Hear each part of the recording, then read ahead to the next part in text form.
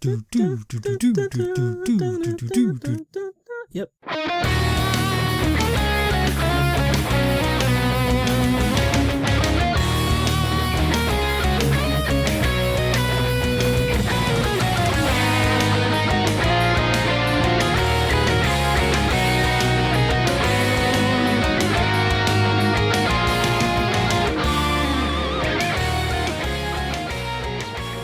Hello and welcome to the RF Generation Playcast. This is Grey Ghost 81 with episode 15 for June 2015.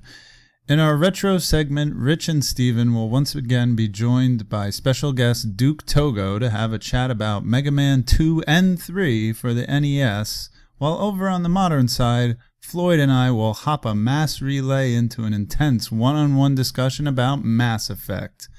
This podcast, as usual, is more spoiled than your snotty little grandkids. Spoiler alert!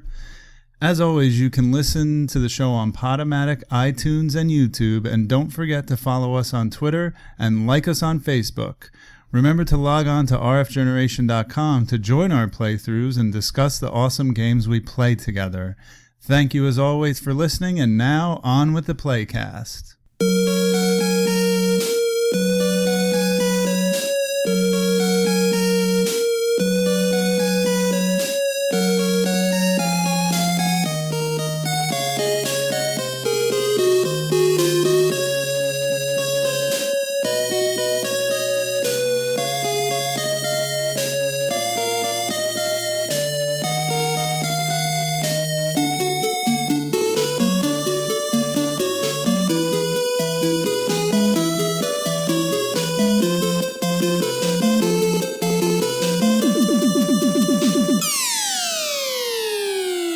Hello and welcome back to the June edition of the Retro Playthrough. I'm your host, Rich, and with me still is our good friend Steven on the retro side, going to move over to the modern side next month in July.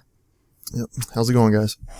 All right. And we've got a special guest. We're welcoming back one of our previous guests, our guest from January in the Kid Icarus discussion. We've got Mr. Duke.Togo from the Collectorcast. Hey guys, I only play Nintendo tapes, so you'll notice the running theme. Yeah. Yeah. Duke's a big Mega Man fan, so we thought we would have him on the show for sure. And sorry to say, we also tried to get Krabby on the show as well, just to have a little bit of dichotomy in the podcast, because Krabby is a big Mega Man 3 fan. He is not afraid to admit it.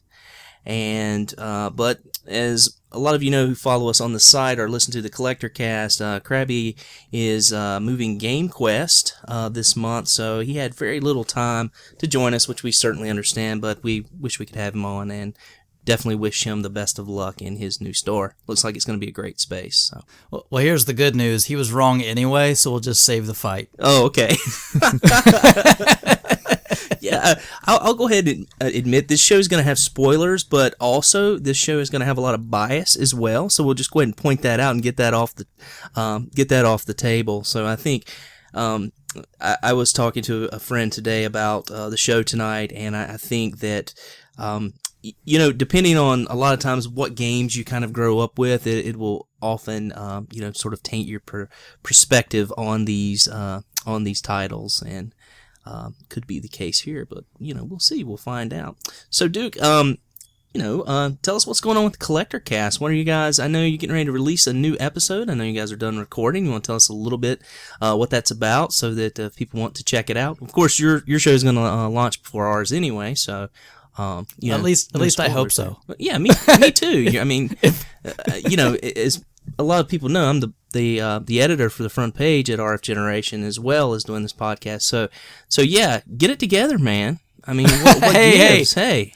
I got my part ready to go. That's all I'll say. Oh, okay. Some people dragging their feet. I can't imagine who that might be. But let's just say somebody else. I'm waiting for other people.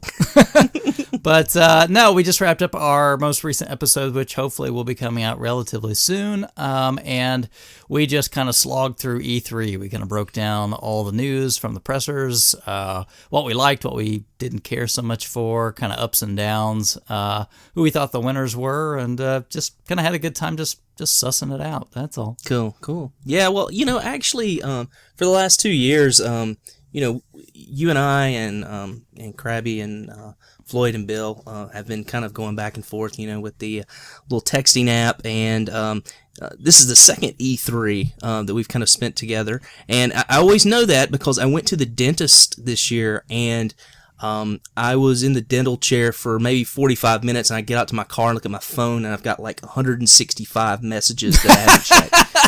That's true. That's true. You're the old man that doesn't have a clue as to what on earth E3 is all about. You don't watch it all, do you? No, I do. I've watched it the last 2 years because of you guys, and I don't. As I've said before, I really don't. I don't buy new games. I don't buy new systems, but I really like to see like what's coming out to kind of stay ahead and to see what games might be of interest in the future when I pick them up. When they're $5. So that's it. How about you, Steven? What's your interest in E3? Did you watch any of it this year? I didn't keep up with it as much as I wanted to. I did see the Bethesda conference. Really liked Fallout 4 and the new Doom.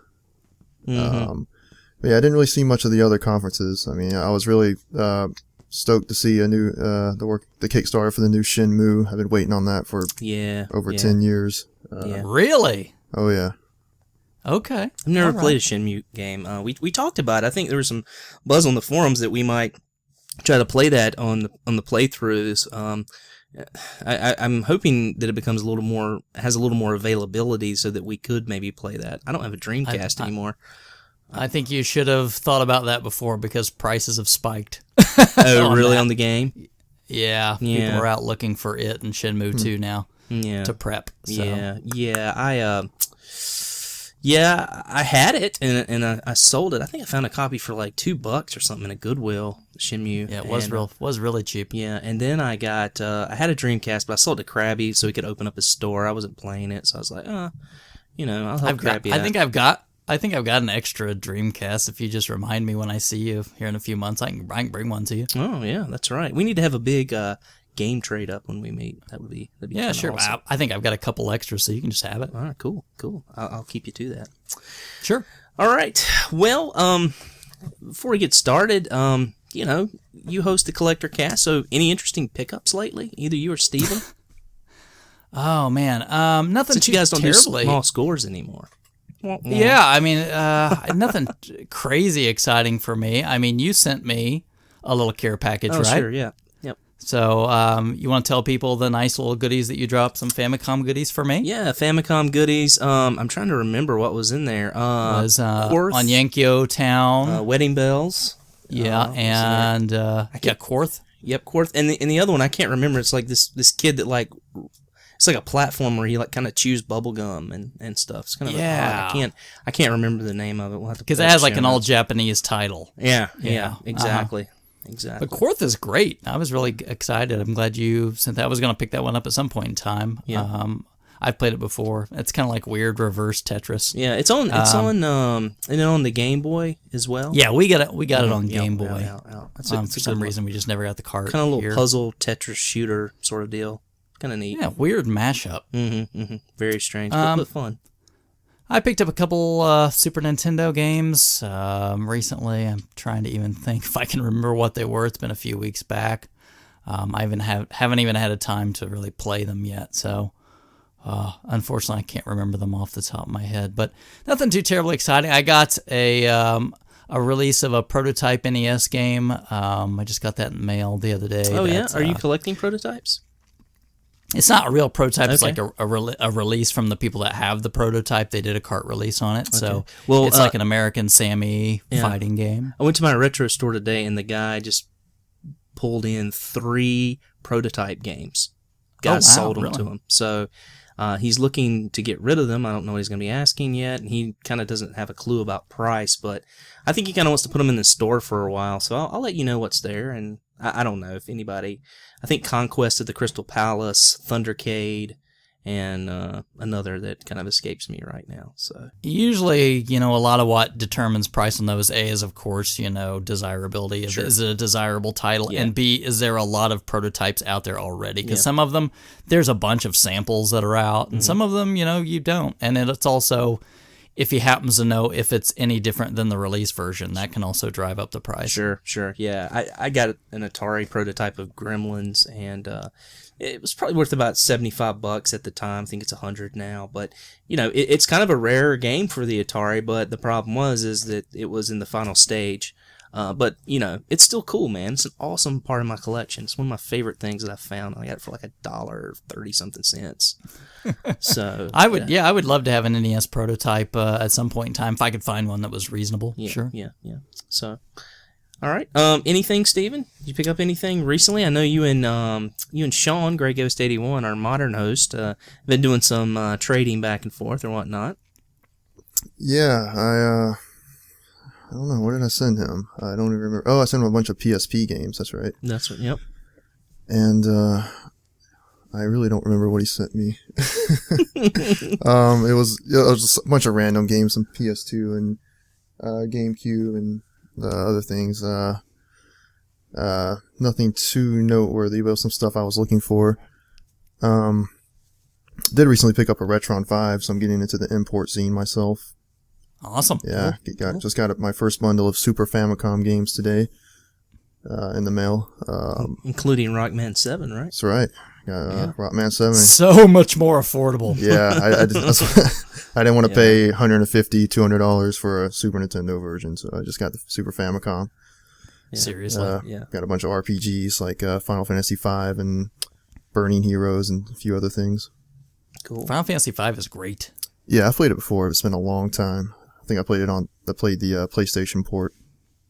Oh, yeah. Yeah. Yeah. Play patched version. Yeah, I got Final Fantasy 4, 5, and 6 on Super Famicom, looking like practically new boxed, and through a twist of fate, didn't end up costing me anything. But yeah, even if I had paid, it wouldn't. I couldn't even pick one of those up from the U.S. side for the price. Oh yeah, I got 5 and 6 in this bundle, and they were like maybe $5 a piece. Yeah, really cheap. Didn't I see that you got a copy of Shining Force 2 complete in box recently as well? I did. I got one awesome. Very recently. We were talking about that. I was supposed to be looking for your copy, but of course I found one. You moved on that pretty quick. So, is that some foreshadowing? Maybe. I would like to. The price is a little bit up there, but I guess loose. Maybe it wouldn't be too bad. Maybe we better do that quick. It's on that Sonic's Ultimate Genesis collection. Okay. Probably on some others as well. Oh, so awesome. it's not expensive to find. That's about a $20 game, I think. If PS3. that, you can probably pick it up cheaper than that used. Yeah, we may have to do that. I wouldn't mind maybe revisiting it. Maybe on the year anniversary, maybe doing something like that, Steven. Oh yeah, sure. Yeah. I recently picked up Shining Force, the first game complete in box. I already had the cart, but I found a copy for under $30. I swiped off of eBay, so that was pretty cool. Beauty. Yeah. Now, I was surprised that you guys, I think when I was listening to that, none of you guys have played Shining in the Darkness? No. I owned it at one time, I think, and I ended up selling it because I just didn't know a lot about it, and it had some pretty decent value, and I wanted to get traded in for some other stuff I wanted. So. You guys should check that one out. It's not very expensive, and I think it's also on one of those collections or something. Yeah. But, it's a different kind of game, but I mean, it's that same team that put it together. So. Yep. I've been on a tear getting PS3 games, of course. I got my PS3 in December, and I'm already over 50 games now. It's kind of crazy, but... I could mention, just for talking next gen, so now you could get an Xbox One, and then you'd also be able to play Xbox 360 games. True. That might just be the saying. move. That might be the move I'll have to make. Instead of buying 360. Those are like $80 right now, I think. Yeah, they're pretty cheap. So they're not too bad. I picked up Fallout 3 and New Vegas today for under $10. Got both of them. So awesome. Yeah. Those games are so awesome. Yeah, I've never played one before, so and then I saw the E3 trailer, and it kind of caught my attention. I was like, wow, it looks like it'd be a pretty good storyline. So I'll check it out. It's worth putting in my collection. It's like a big time sink. Just be ready. Yeah. And I guess the other thing is, I picked up a copy of Final Fight 2 for $25, which I thought was a good deal on that. Label's a little bit rougher than I would like, but it's not terrible. It plays, and I'm pretty happy about that. So that's cool. Yeah. You own Dark Souls yet? Yes. You have Demon Souls? Yes. Oh, Dark Souls 1 and 2, Demon Souls. I need to play. Get busy. Yeah. Get busy. Too much other stuff to play right now. So whatever, man. Speaking of too much other stuff to play, maybe we should start talking about Mega Man 2 and 3 before we have a 3-hour call that Floyd kills me on. So, but I'll let Steven. Steven was our host this month. He picked the games Mega Man 2 and 3 after we had sort of an outpouring of suggestions on our thread. So I'll let him sort of introduce the games and tell us a little bit about them and their history. Yeah, so everybody knows what Mega Man is, but it's known as Rockman in Japan for our Japanese listeners, if we have any. So Mega Man's a platforming shooter developed and published by Capcom. Number 2 was released in 1989 in North America. Mega Man 3 was released in 1990 worldwide. Pretty straightforward. You just you pick a level at the start of the game, you play through it, defeat a boss, you gain that boss's power, and then you move on to the final Wily stage. These games probably really well known. They have a massive legacy. It's one of the longest running and most prestigious franchises in all of gaming. Mega Man is one of the most beloved and recognizable characters in gaming. There's 10 games now in the main series. They have the 2 that were recently released digitally. Many side series and spin-off titles. I believe there are over 50 games throughout the entire franchise, and wow. Approximately 30 million total copies sold worldwide of games with the Mega Man name on them. So I think those numbers speak for themselves. But yeah, it's Mega Man. Yeah, awesome. Yeah, and from what I understand, the first game didn't sell very well at all. I mean, it wasn't a very popular title. And the series really took off with Mega Man 2. That was the real launching pad for the series. And I can't imagine why the first Mega Man did not sell well in the U.S. with that gorgeous label. I actually had rented that quite a few times before Mega Man 2 came out. So the first one I played was Mega Man. But yeah, that art was, you just looked at it and went, how can such a good game have such god-awful... But back then, there was a lot of games that had terrible art. Yeah. I mean, you just played what was at the rental store. Sure. If you hadn't played it yet, you just picked it up and hope it didn't suck. Yeah. I had Mega Man 1 as well, and had Mega Man 2. I think I had Mega Man 2 before I had 1. I enjoyed 2 so much that I went and bought 1, and I never had, until I started collecting really seriously about 6 years ago, I never had any of the other Mega Man titles. Oh, wow. So, all of those would be fairly new to me, including 3. Steven, what's your kind of history with the game as well? Not much, really. I didn't really play these games growing up. So I guess around the time emulators became kind of a thing, I kind of dabbled with them a little bit, but I guess I was a little put off by the difficulty, so I never really sat down and put a serious effort into playing these games, and that's really what this playthrough was for me to finally sit down and give these games an honest, thorough playthrough. So this is really more or less my first exposure, almost, practically. That really amazes me that, a lot of people say that these games are difficult. Am I just because I've played them so much? I don't find them that hard. I think so. It's, They seem pretty overwhelming at first, but now that I've actually been playing 1 and 4, kind of working my way through the series after I finished 2 and 3. After I get kind of used to the mechanics and the controls and how everything's presented to you in these games, it doesn't feel as difficult as it used to. Good. I mean, they are still kind of difficult, but before they really felt overwhelmingly difficult, and they really don't anymore. Yeah. Cool. I kind of agree with that. I can kind of echo that, and through this playthrough, I mean, Mega Man 2, I mean, I can almost do that game blindfolded. It's, it's second nature. I mean, I played it so much as a kid, and then, it's one of those games that I keep coming back to. I'll, like, play through at least, once a year, usually. And then Mega Man 3 I'd never played before, but I had a little bit of difficulty with it, of course, being really the first time I'd really sat down and really played the game. I'd kind of played it kind of sporadically a little bit, in the last few years that I've owned it. But I'd played Mega Man 1 before in the past, and I went back to that as well. I think Steve and I did that around the same time. And I was able to, take out all the bosses and get to the Wily stage fairly easily. And that was something I never could do when I was a kid. I mean, I don't know. I think the more you play them, the more you kind of get used, like you said, to the style of the game. And maybe being a little bit older too, having a little more hand-eye coordination as an adult and just playing so many more games. So I'm kind of curious because I know this is the Mega Man 1 show, but how did you guys do against the Yellow Devil? I didn't even make it to the Yellow Devil, to be honest. In the first game. It looked literally impossible to me. Jerry Greenwood on the forums mentioned the little tip about pausing the game when you use the electric move. I had to do that. Yeah, Cheater. I think unless you have that pattern memorized. Yeah, it's so fast. I mean, because of course I played Mega Man 3 first, and I fought that boss in Mega Man 3, and I was able to beat him legitimately in that game. And then sure. I saw him in 1, and those objects fly at you so fast. I'm like, you have no time to react. You just have to memorize that pattern. And I was just like, I'm not going to take the time to memorize this. I'm just going to cheat and beat him that way.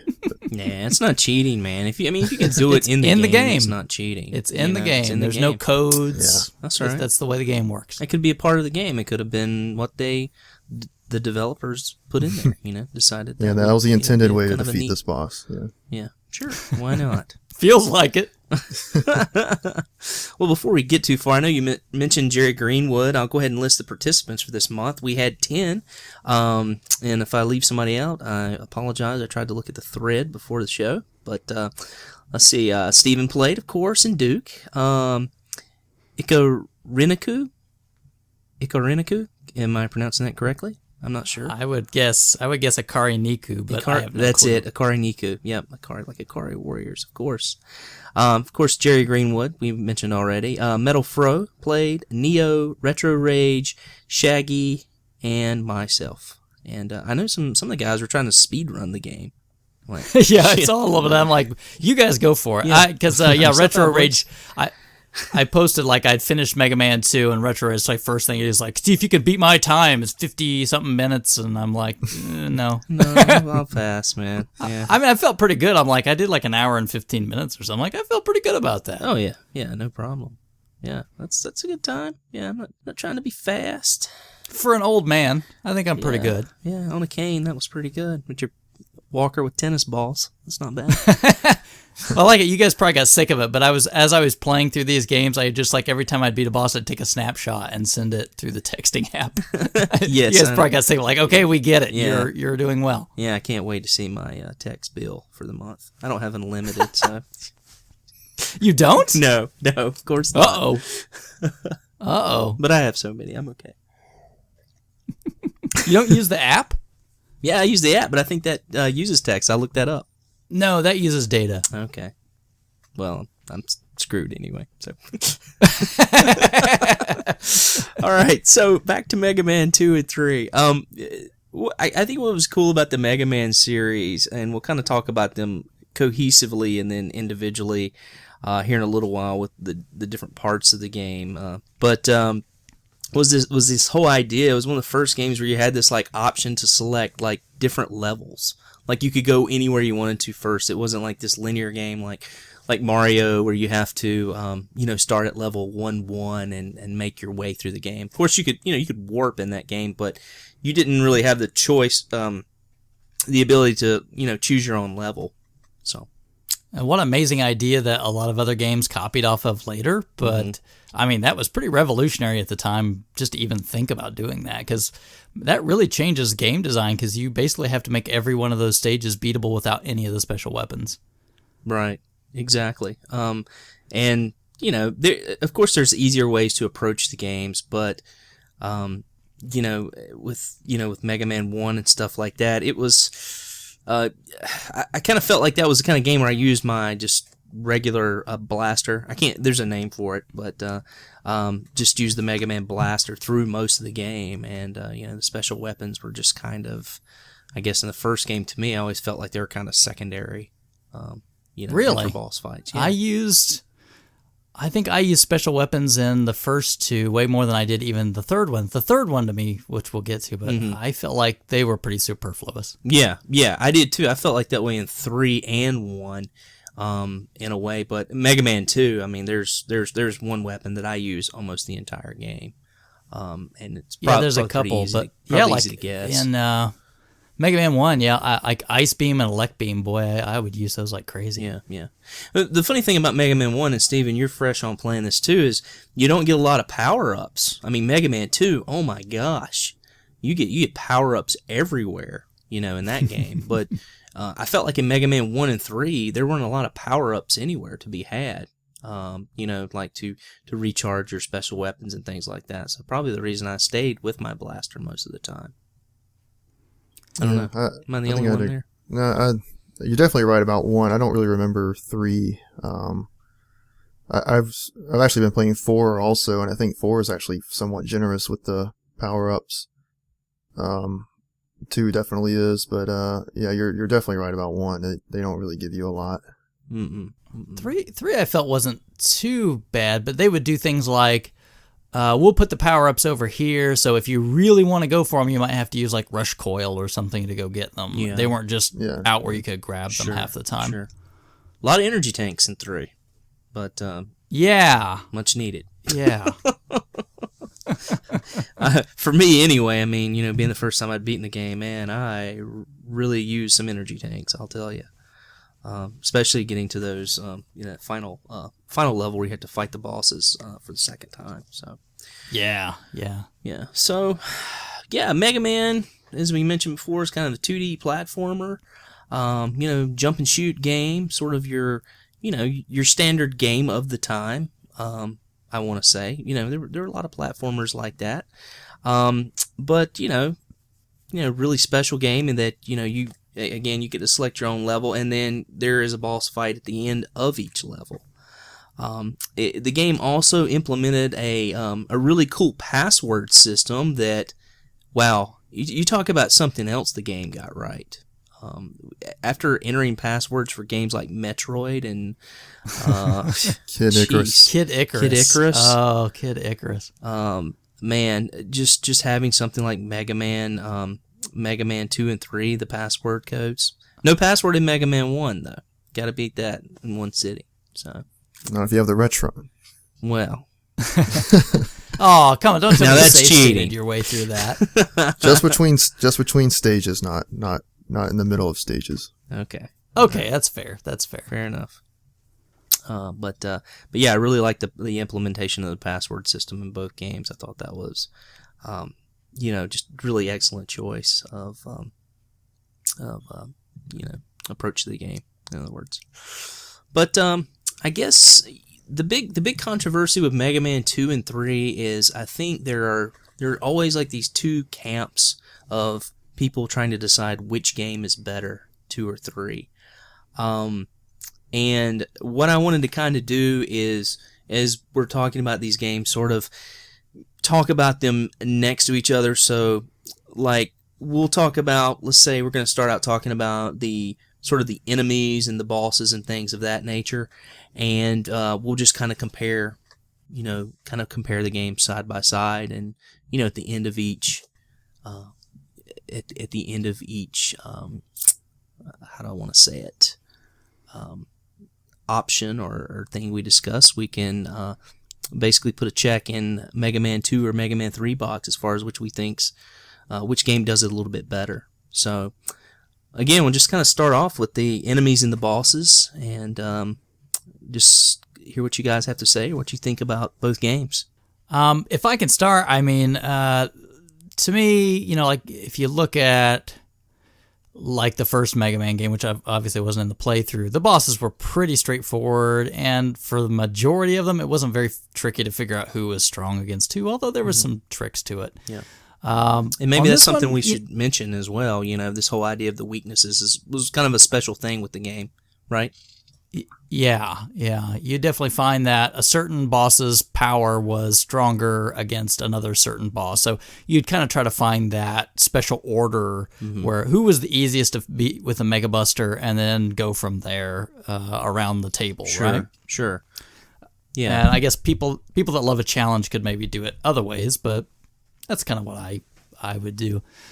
In Mega Man 2, I would think, if nobody told you what the boss weaknesses were, it'd be a bit trickier to figure that out on your own, because it's not easy like, fire works well against, this or whatever the case is. So I think it was interesting that they kind of mixed it up, but still a lot of the bosses dealt with some pretty primal weapons. A couple of them were a little quirky.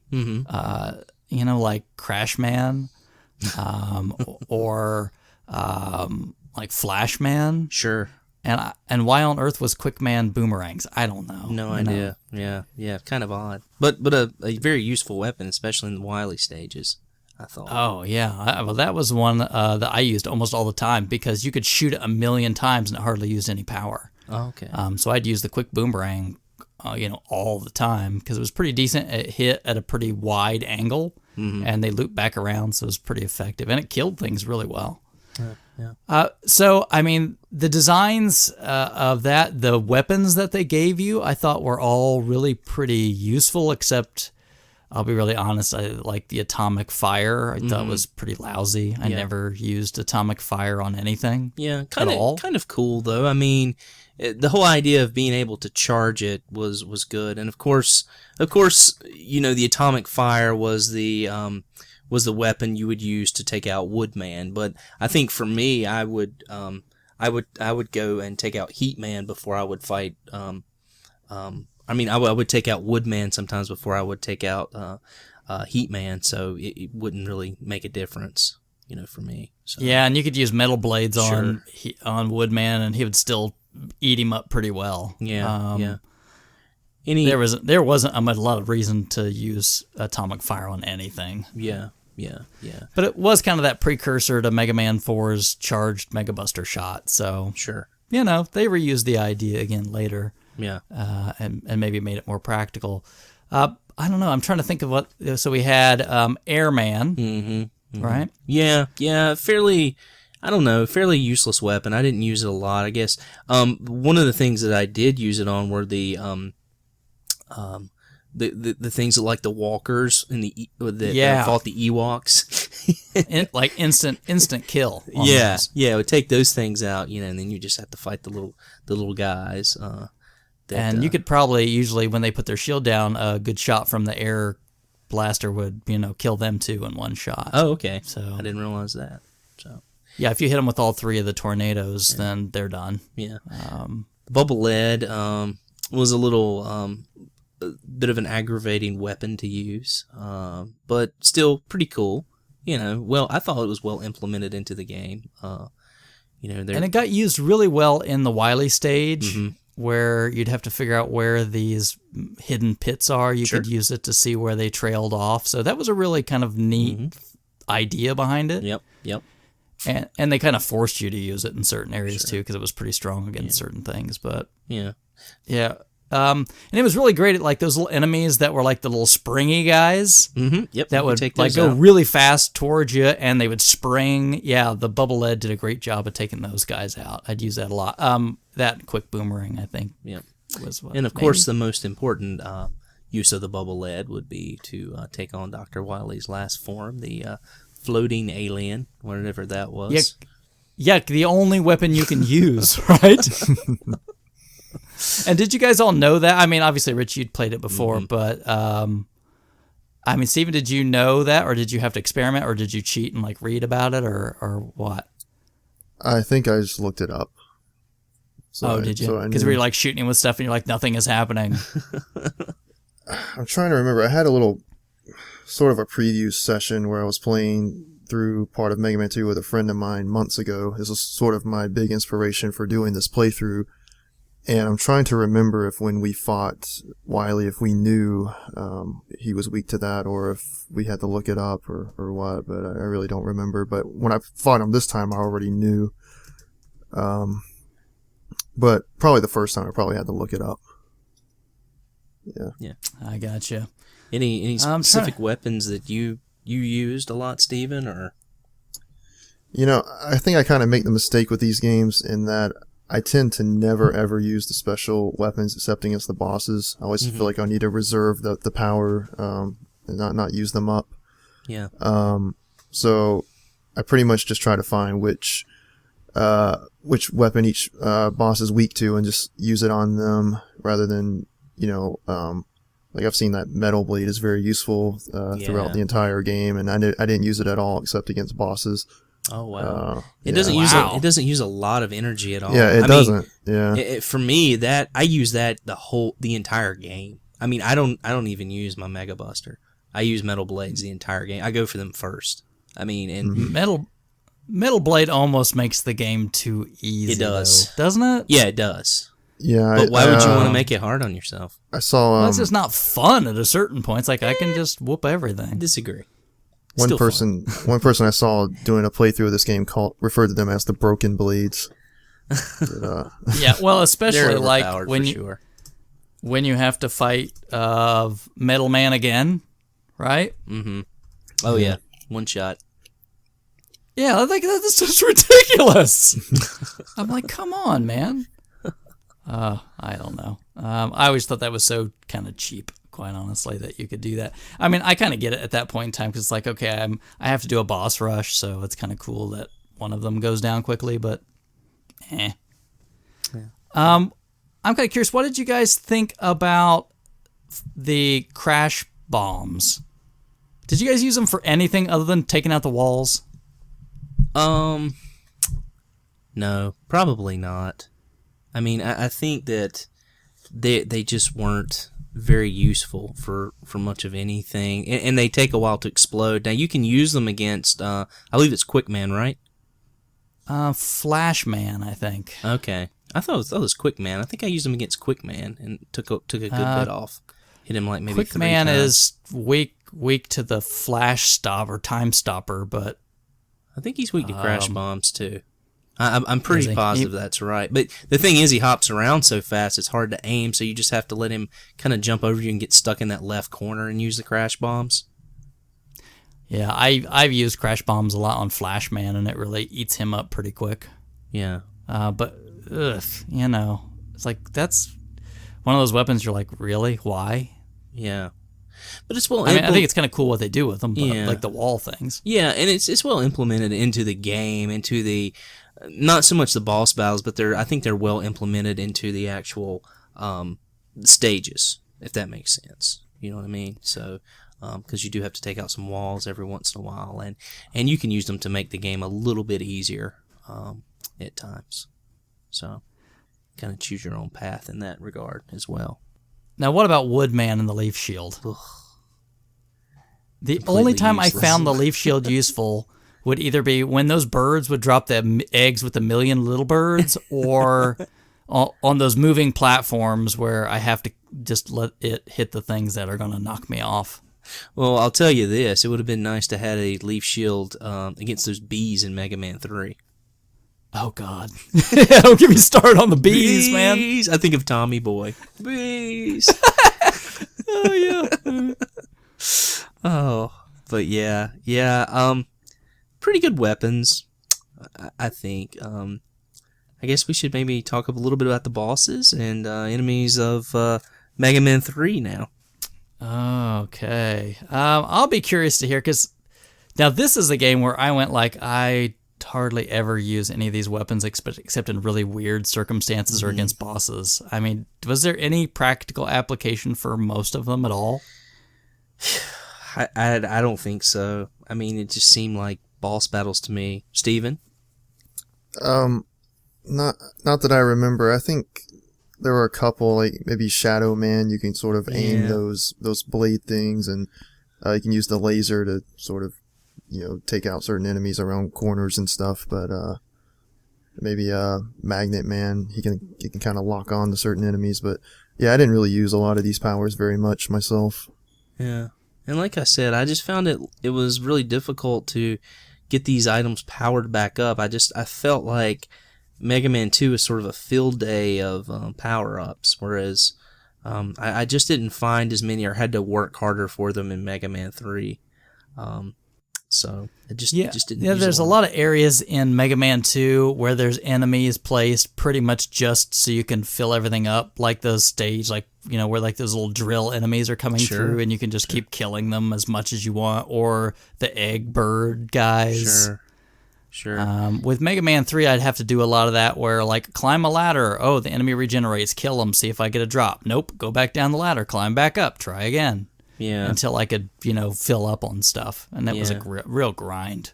Yeah. It seemed in Mega Man 2, like, everything dropped something all the time. So it was pretty easy to stay full, power and energy. But, I didn't use a lot of the, like you said, I didn't use a lot of the weapons. You mentioned the shadow blades or whatever; those were kind of cool. I mean, but they kind of like were kind of an allusion to like the metal blades, but they were more of like they came back to you like a boomerang, and they didn't have the range that the metal blades had. But it was sort of that weapon that you could throw in all directions, which was nice to have. And I used that on a few occasions. That was probably my best sort of secondary weapon, but everything else, like the Hard Man's weapon, that fist was so slow. It was just kind of unbearable.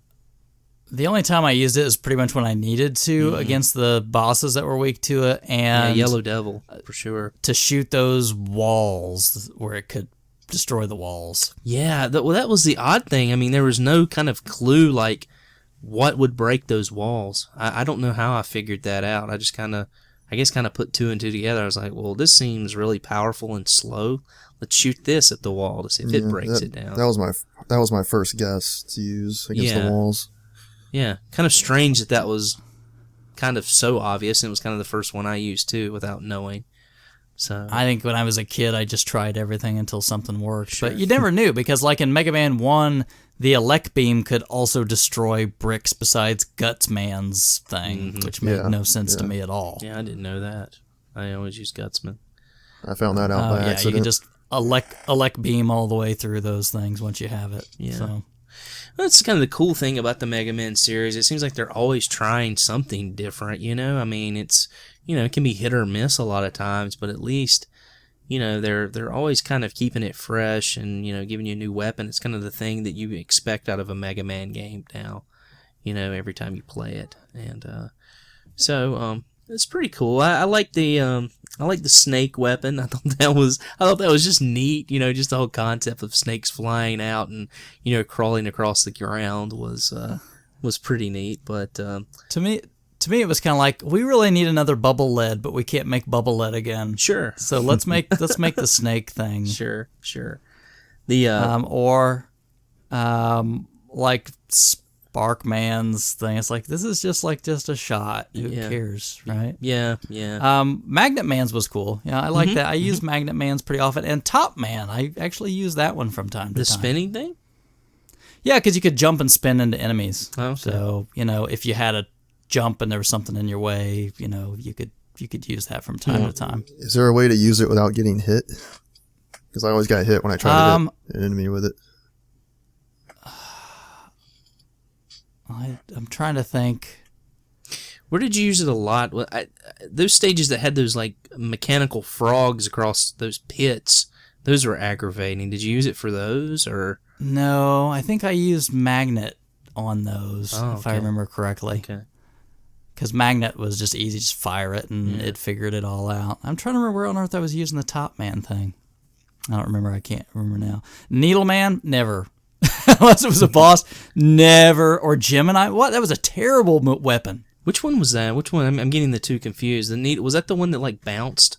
Was that Needle Man? Gemini Man, his is the one that just ricochets. Oh, it's yeah, like, that's you it. can't Okay. aim this piece of junk. And Needle Man's just sort of like a needle. Yeah. Yeah, it's like a waste of space. Yeah. So, yeah, I mean, like most of these weapons were pretty, just really forgettable and not terribly useful. But again, you get into those situations like on those Wily stages that if you can't figure out, what the right combination is, good luck, right? Yeah.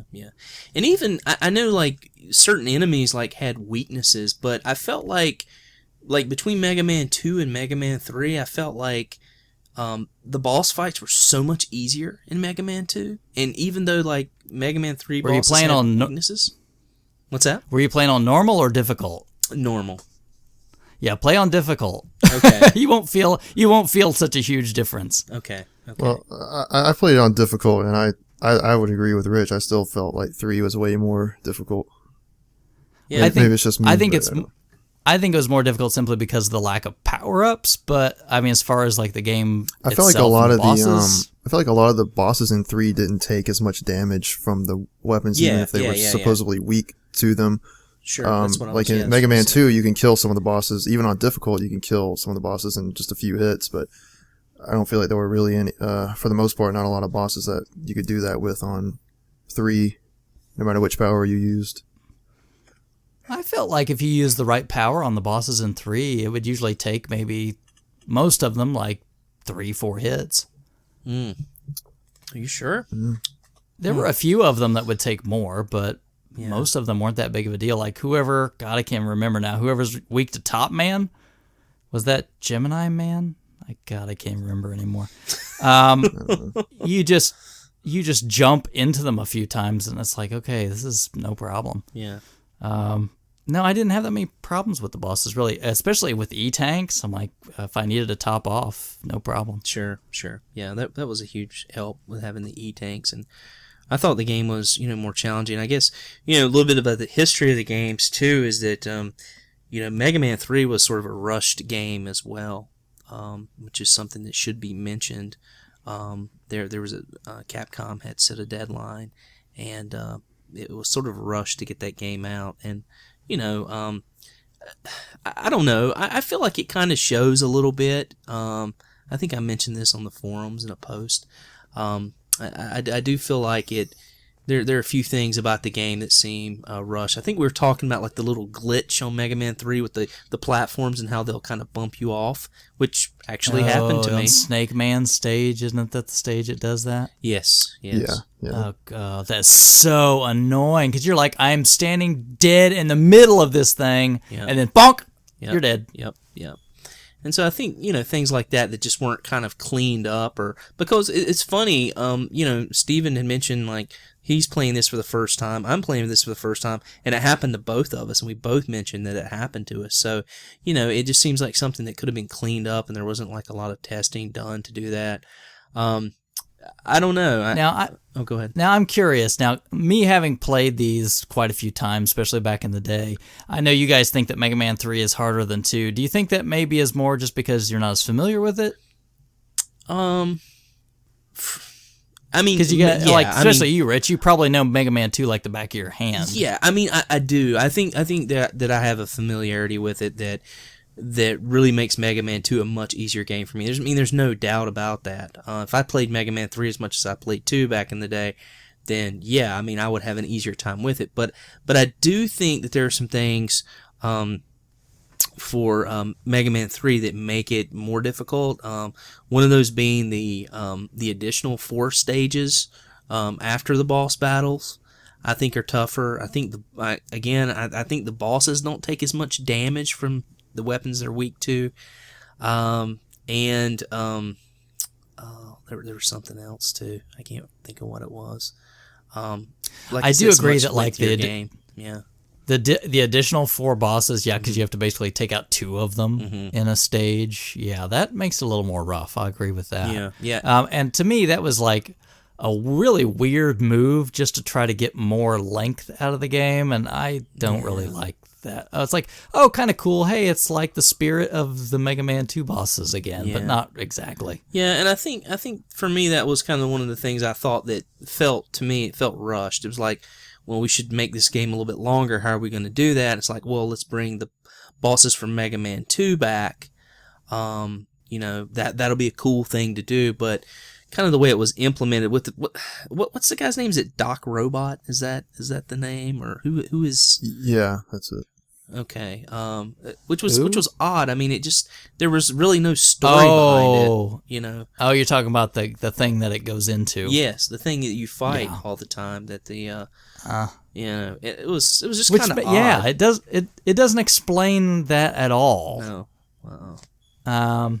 A lot of things, I mean, obviously in this game they couldn't explain very well. Yeah. I mean, the story's pretty light as it is, because, I mean, you don't really even understand in Mega Man 3, I mean, Proto Man / Blues, his part really at all in the game. I mean, you can sort of piece something together until the very end where you find out, oh, well, it's like the first Dr. Light robot. Sure. Mega Man's brother. Spoiler. Yeah.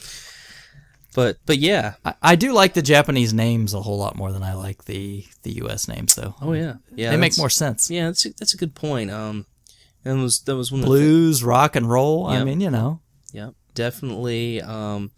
You've got Rush, which maybe. Right. I mean, it's like maybe a version, these guys like allusion. They to liked the music.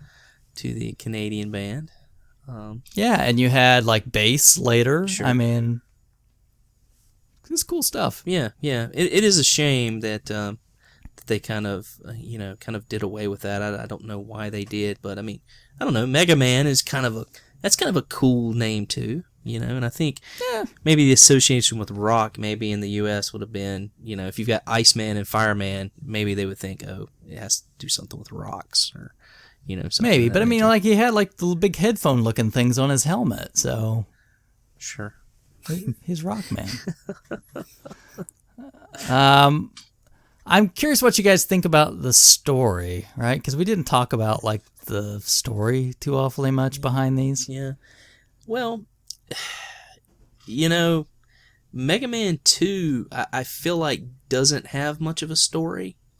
There's not a whole lot going on as far as story. You just kind of got Dr. Wily returns, and well, I mean, if you read the instruction book, there's a little bit more that's in there. Yeah. So, I mean, because the first game is Dr. Wily subverts Dr. Light's robots. The second game is Dr. Wily makes his own evil robots. Sure.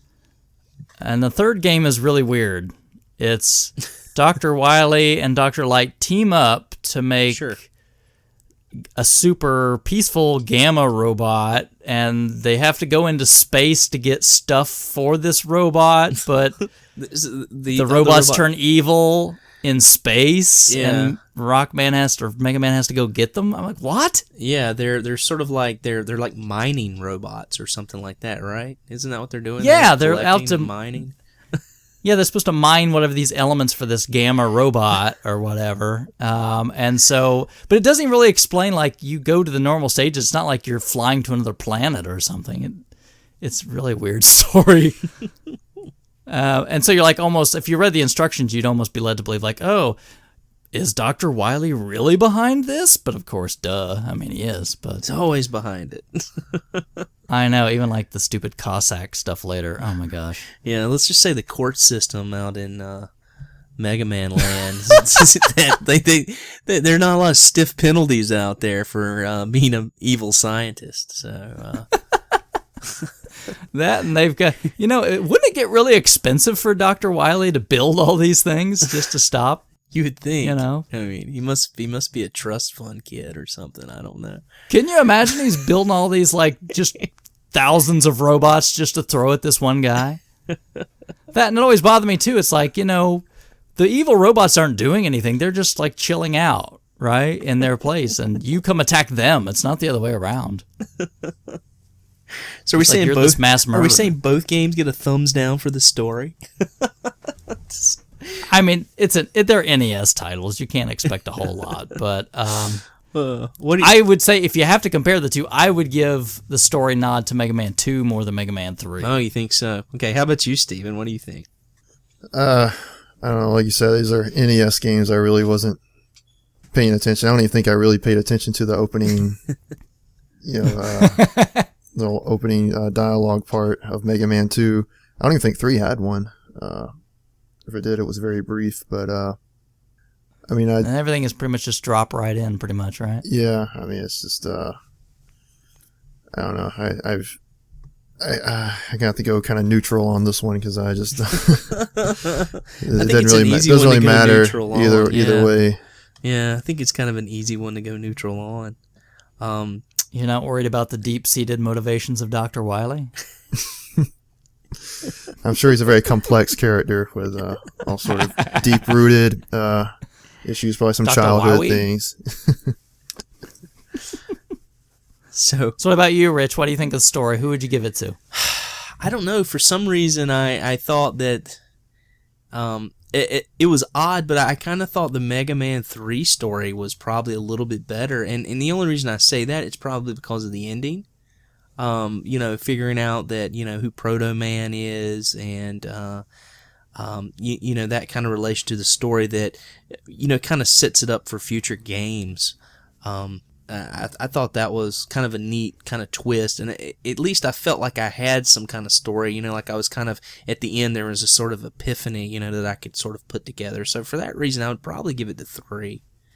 And like you said, with Mega Man 2, you basically had to, there wasn't much there. You had to basically read the manual. So, to get that, which, kind of save cart space. You can save cart space that way. But same thing in Mega Man 3. I mean, you would never know you're in space unless you read the manual. Sure. Nor would you understand why you're fighting some giganto robot at the end of the game. Sure, absolutely. Yep. Not that it made any sense at the end of Mega Man 2 while you're fighting an alien hologram either. Yeah. All right. So I'm still going to throw my vote to Mega Man 3 for that. So we can agree to disagree on that. So we're tied on that element. We're tied on story element. Okay. So how about we'll go back? We've already talked about it, but how about enemies and bosses? Like your big bosses and things like that. Which game would you give the edge to in that? I would definitely go Mega Man 2. Yeah, I think so too. I felt that the bosses were much more interesting in Mega Man 2. Mega Man 3, like,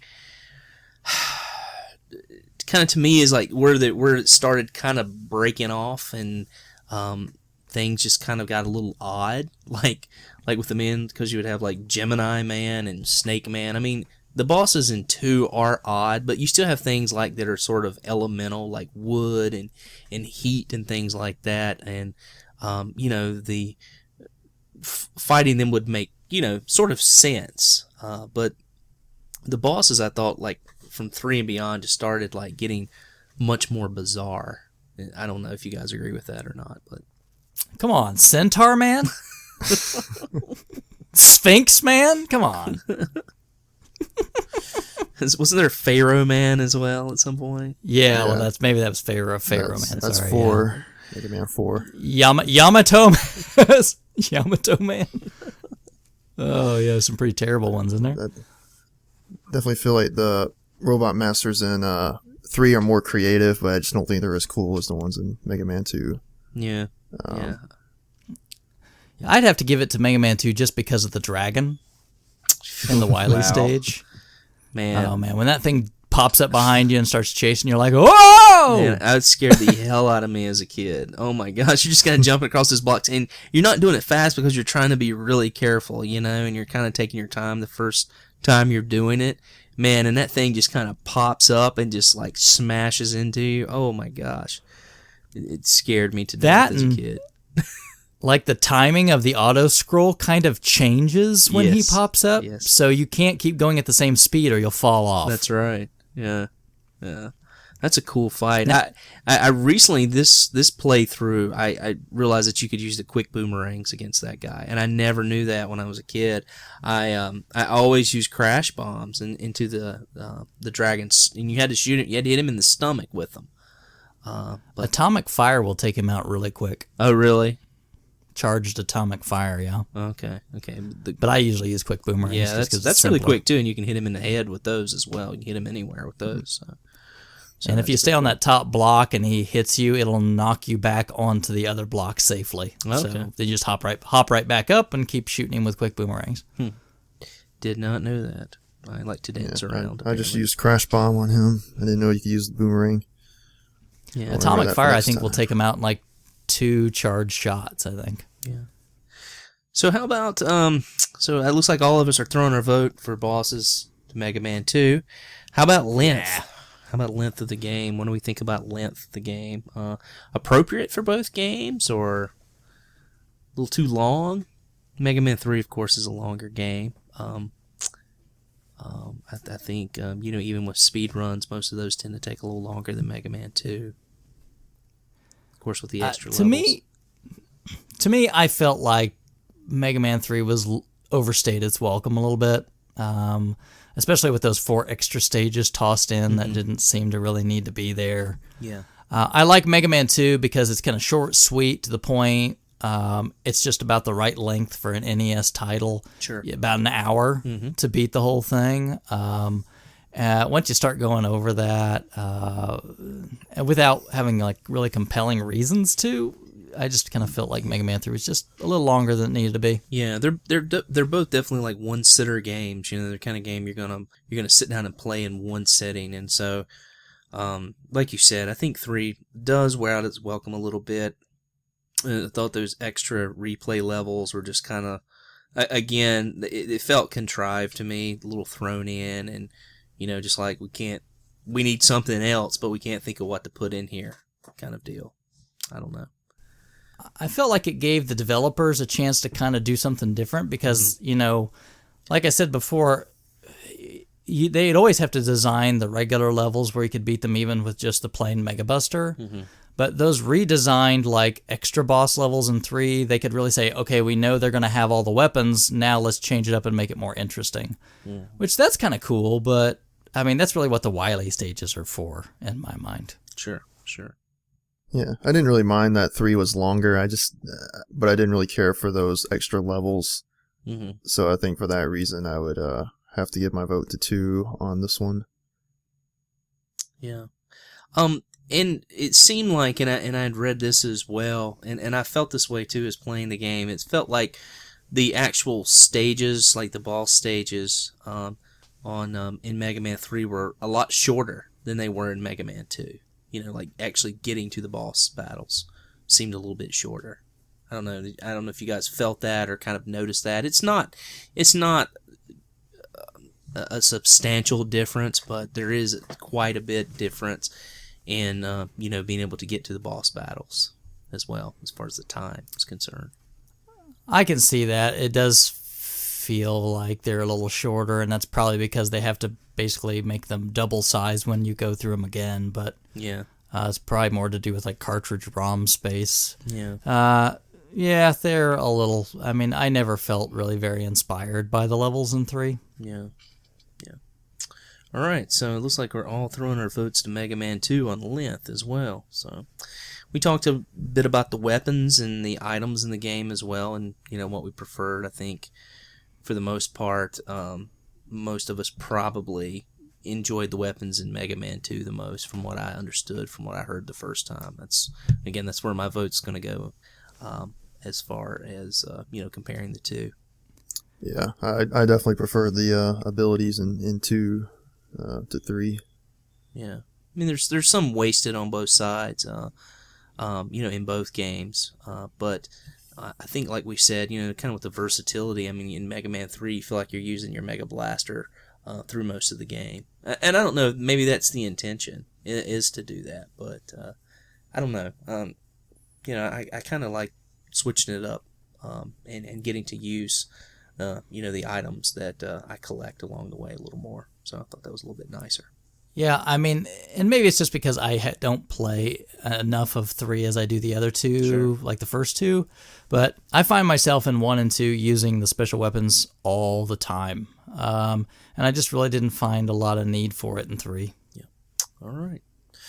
Well, we'll move on, and we'll talk about something that was very specific to each games, and that are the sort of the sidekicks, is how I have them listed. In Mega Man 2, we're talking, of course, about items 1 through 3, and then obviously in Mega Man 3, we're talking about the very first implementation of Rush, the robotic dog, right? Mm-hmm. So I'd like to hear kind of, thoughts on those. Yeah, I think I prefer 3 on this game. I like the implementation of Rush. It kind of gives a little more context to the abilities, and plus I just like the way they function more in 3. I don't know about you guys, but I didn't use item 3 in Mega Man 2 at all. I'm not even really sure what its function is over item 1. It feels like there's some parts where it's much more useful to use item 3. Okay. Yeah, because item 3 will scale all the way up a wall. Yeah. Okay. It goes a little bit longer. There are definitely some parts where it's a little bit better of an item to use than 1. But yeah, I didn't use it. I didn't use an exceeding amount of time. I think I probably used item 2 the most, the jet sled, which was a really cool item. But I really like. I guess the difference between 1 and 3 is 1 sort of the floating platforms. The nice thing is you can have 3 of those out at one time, which especially one part of the game you have to, there's nothing else you can use to make it past that part. So I found that part kind of frustrating for me, but I kept falling. Yeah, you have to really place them at the end. I mean, you have to tap over and get to the end. Yeah. And, if you're just a little bit off, you'll fall. But the good thing about it is you don't fall to your death. You just fall on top of that little slinky guy. Yeah, and you can switch your weapon on the way down, so you can always just bubble at him. Yeah. So. Yeah. Well, how about you, Duke? For usability, I have to go with 1. I mean, the Mega Man 2. I think those are a lot more practical, and quite honestly, I just use them a lot more. Yeah. And probably the only reason I'll ding it, because I really like the character of Rush in 3. He's much cuter than the goofy, items. But like Rush Marine, come on. Yeah. I just didn't care for Rush Marine very much. And it felt kind of contrived, because we just want to put some water things in here, and you have to use Rush Marine. Good luck. Yeah. So, okay. Yeah, I kind of felt the same way. I feel like if I would have played Mega Man 3 at a younger age, maybe I would have really liked that a lot, because I was talking to the guy that owns the retro store near where I live, and we were talking about how basically the difference may be for me that that I didn't grow up playing this game. So if I were younger, I would think it's a dog, it's really cool, and he actually, that was the first game that he owned, and he owned it as a child, and he probably has a real big soft spot toward it because of that reason. It's a fun game, and I like the character Rush a lot. It's just the practicality of what they did, I didn't find them to be as useful. Yeah, is it better? I mean, is it implemented a little better in the later games? I haven't experienced those really yet. So then they go all sorts of different stuff. Just depends. Like every one of those has to throw something new in. So in 4 you get the charge shot. Yeah. I'm even trying to remember what they added in 5, and then 6 was like the jetpack thing or whatever. Mm-hmm. I play those not nearly as often as the other ones. So. Yeah. But yeah, I'm gonna throw my vote to Mega Man 2 for this. I mean, I like the diversity of the items and sort of simplicity of it. Just made a little more sense to me instead of having sort of a sidekick that just kind of appeared at any point in time. I don't know. It just kind of a preference. But again, I'm probably, pretty biased, to be quite honest, just haven't played it so much. Yeah, I can see that. And we were talking about things that were implemented into games, and with Mega Man 3, we actually get the slide, right? This is the first time we see the slide in a Mega Man game. So yeah. So I goofed that a few times, trying to push down and shoot. I should have known Mega Man can't kneel, Metroid can't crawl. That's right. So I definitely slid into a few enemies, but I like the slide. All in all, I really enjoyed the slide. I thought it was a very useful thing to have. A lot of enemies you could skip by letting them jump over you and just kind of sliding under them. I thought that was pretty cool. Yeah, that seemed to be a mechanic you had to learn because you'd have to go under like certain attacks or under certain bad guys to reasonably be able to go through and not get hit a lot. Sure. And of course, those little like trap things that would come up and get you if you didn't slide across them. Yeah, I think the slide's okay. It's okay because it was designed in to be used, but with 2, I don't think if you would have added the slide into 2, it would have made that a better game. So, I mean, it's good enough for what it is in that game, Sure. but I have to take it or leave it for me. Yeah, Whatever. in the level design of 2, there was nowhere, they weren't set up to use the slide, so, of course, it's going to be, it's more well implemented to the levels in 3, so Sure. To slide or not to slide, that is the question. So, and then how we feel about that. Yeah, It was weird to me that that made you go faster. Yeah, I like the slide. He said it's not really critical, and you obviously don't need it for Mega Man 2 because it's not in it. But there were a couple occasions in 2 where I felt like I really wanted to slide underneath an enemy, and of course you can't do it. But yeah, I think that was a really cool mechanic they added into the series, and I really like the sliding. Yeah, I'll give it a thumbs up too. I'll throw a vote toward Mega Man 3 for the slide. I really like that implementation. I think it was good. And I thought it was well integrated into the game and the levels, and it was a lot of fun. I especially like the ones where you had to kind of slide. You had to time it and kind of slide, like use the D-pad to go like back and forth before you would go under a trap. After it had fallen. Oh yeah, or like those little weird like things that would go up and down in the ceilings. Yes. So I really liked that. I thought that was pretty cool, pretty neat thing to add to the game. So Duke, does that get your vote or no? You still going Mega Man 2? I'll give it a vote. All right. Yeah, sure. Not because it thrills me, but I mean it fits that game just because they designed around it. So sure. Yeah. All right, so let's talk a little about the level environments, the artwork, and sort of design of both of these games. I think that's a pretty important factor in the game. So I'll kind of start it off. I for some reason I feel like Mega Man 2 did this a little bit better. I really love like when you're in Heat Man stage, there's lava all around. The game feels hot. I don't know if that makes any sense. It's sort of the way the screen is, and then Bubble Man, you've got the sort of the water stage, which completely fits. It makes sense. Even with something like Quick Man, I mean, there's an area of the stage where you have to be fast and keep moving to like dodge those beams. Which right. kind of I felt like it was just really well integrated with the bosses. I don't know. Airman, you're up in the air the entire time. Metal Man, you're in this big metal production factory with gears and things like that. I thought that was just really cool. It's not that I thought that the level design was bad in 3, but it's kind of hard to, as I was saying before, that the bosses get a little bit more odd. So like with Snake Man, I think they did a great job with that. And sort of implementing that really well. But then you got things like Gemini Man that are, and Hard Man. It's kind of like, well, how do you really design a level around that and make it feel cohesive, I guess? Yeah, I agree with everything you said. Like you said, the Robot Masters in 3 were, like I said before, they were more creative, but also made them more weird, so it made it more difficult to design levels around that.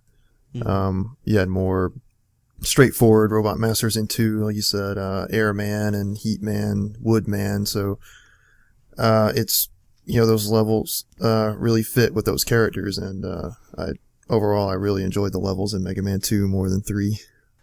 Yeah, to me, I felt like all the levels pretty much in Mega Man 2 were pretty spot on, whereas in 3, you had hits and misses. So, Snake Man, great level. Spark Man, really cool level. Needle Man, not too bad. But like Gemini Man and Hard Man stage, I like Top Man stage, Magnet Man wasn't too bad either. And the Wily stages to me just felt kind of, I don't know. I guess it's more of just not as exciting as they used to be to me. Well, they were easy, I thought. They were super, super easy getting through the Wily stages. I mean, it was more... I felt like the Wily stages were more about the boss battles than they were about the actual stages. It seemed like in the Wily stages, it was sort of like just a time for you to accumulate power-ups and energy tanks and things like that to kind of gear up, for the second confrontation of all the bosses and, Dr. Wily and such. Yeah, I think it's tough. I mean, Mega Man 1, the Wily stages were tough as nails. Yeah. Mega Man 2, they weren't that bad. I mean, there's a couple of them a little tougher. But 3, as long as you knew what to use, I mean, we're not that bad at all. Yeah. Some of them, I guess, if you didn't know how to play them, you would have to try to spend a lot of time figuring them out. Like, especially like the last boss battle, if you didn't really know what to do, that would be tricky. But kind of once you know, it's not that bad at all. Yeah. They go down pretty quick, like especially Wily. I mean, he goes down pretty quick if you know what to do. Exactly. Especially like his last form, whatever. Yeah. I mean, if you just know to top spin into him, he's dead. Yeah. I mean, it's just one hit. Yeah. You're dead. Yeah. Yeah, it's kind of a joke. Yeah, his first form's a lot tougher than the spider boss, but I kind of fudged that when I just used Rush Jet. And it just flew up where he couldn't hit me and shot him with the zapper. Mega Buster. Just hover there and just blast the tar out of him, huh? Yep. That's a good idea. I don't think I've ever tried that. Yeah. So, but yeah, I'd give my vote, of course, as I mentioned before, to level environments and artwork. I'd definitely give it to Mega Man 2, just because it's, to me, more cohesive, I thought. So. 2 just felt like it had more love in it. Do you know what I mean? Does that make sense? Yeah. Like the developers were just more invested in it than 3. And I don't know if it was, I don't think it was lack of love than 3, but I think, again, as we mentioned before, I think there was, kind of a tight deadline on that third game. Something had to go out and they had to, I feel like, with love a lot of times comes, sacrifice and time. And having more time to put what you want in the game in it. And, I think... And probably some of this is being victims of their own success, because 1 didn't sell very well, and from what I understand of, like, the development at that time, the arcade division was huge, and so nobody paid much attention to what they were doing for consoles. Mm-hmm. And the same thing kind of through 2, but I guess once 2 sold a lot of copies, they must have been like, oh, this is making money. Hurry up and make more of these things. Yeah, absolutely. So, we'll talk about something that is near and dear to Mega Man games. I know that Duke and I both have the Mega Man 2 soundtrack on vinyl, which is, kind of... expresses our love toward how much we really enjoy the music to this game. But even before I had the vinyl, this was something that I had downloaded and purchased the music for the game. Just something I love listening to, and I have kind of a great story about this. Buddy and I, a guy that used to live in town, he's recently moved, but we're good friends, and I had no idea he played video games, but we were really big fans of music, and we went to a few shows and things together, and he had his iPod in my car, and he just started playing some music as we were, going to the show out of town, and all of a sudden, like, there was this remix version of Mega Man 2 that came on. That's what he played, and I was like, nice. and he had no idea that I was a video gamer either, And I looked at him and was like, dude, that's totally Mega Man 2. And so it was like, just this big, like, high five moment, like we both recognize. I mean, we just love Mega Man 2. And I think that's just really one of the things that made that game so special for me growing up. Just an incredible soundtrack to that. Yeah, I mean, I've got an app on my phone. It's called NES Music, and really it plays a lot of console music. But I got all the Mega Man games loaded up on that app, so I can just plow into them anytime I want. Yeah. I do definitely love I love all the soundtracks for those games because they're all really well done. Yeah, they are. But I have a softer spot in my heart probably about the second one, just because of the time in which I played it, and I played it probably a lot more than I played the other ones. Sure. Although there's still some of I'll be honest, the Mega Man 1 music, since it was the first one of those I played, that still kind of pulls on my heartstrings a little bit. But I mean, the music in Mega Man 3 is really fantastic, and there are some really catchy tunes in there. But I mean, if I had to vote, I would give it to 2 just for nostalgia's sake. Sure, absolutely. And that first Wily stage on Mega Man 2, that's my favorite. Yeah, that's what everyone says. A lot of people say that that's their favorite. Not necessarily my favorite, but I'll get I like Bubble Man a lot too. I'll get to that. I want to kind of hear Steven what he thought, because playing these two games for the first time and kind of comparing the soundtracks of the games, and of course, like you said, you and I have nostalgia bias for sure. Sure, which we can easily point out, and anybody listening will be able to. But Steven, what was your take on the music for both games? Yeah, well, of course, everybody always says how great the Mega Man soundtracks are, and I know we've talked about the Mega Man 2 soundtrack. I know how great you say it is. So when I went into these games, I don't want to say I was disappointed, but I think it had been a little overhyped in my mind. Sure. And I'm not saying they're bad at all. I think it's among the best. Don't destroy my childhood. Yeah, I think it's still among the best soundtracks on the NES, but I think I prefer maybe like the Castlevania games and Final Fantasy, which those are kind of going back to my childhood a little bit more. Sure. So that kind of plays into that as well. As far as comparing these two games directly, it's really tough for me because I think they're pretty even. They're pretty consistent. I want to say overall, I think I prefer Mega Man 2. However, Mega Man 3 has that awesome opening track, which has become one of my favorite pieces of video game music from any game. Okay. So I'm really torn on where to give my vote on this one. I'm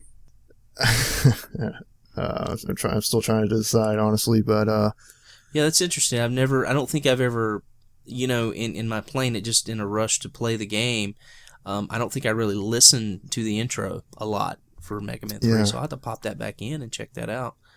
That's awesome.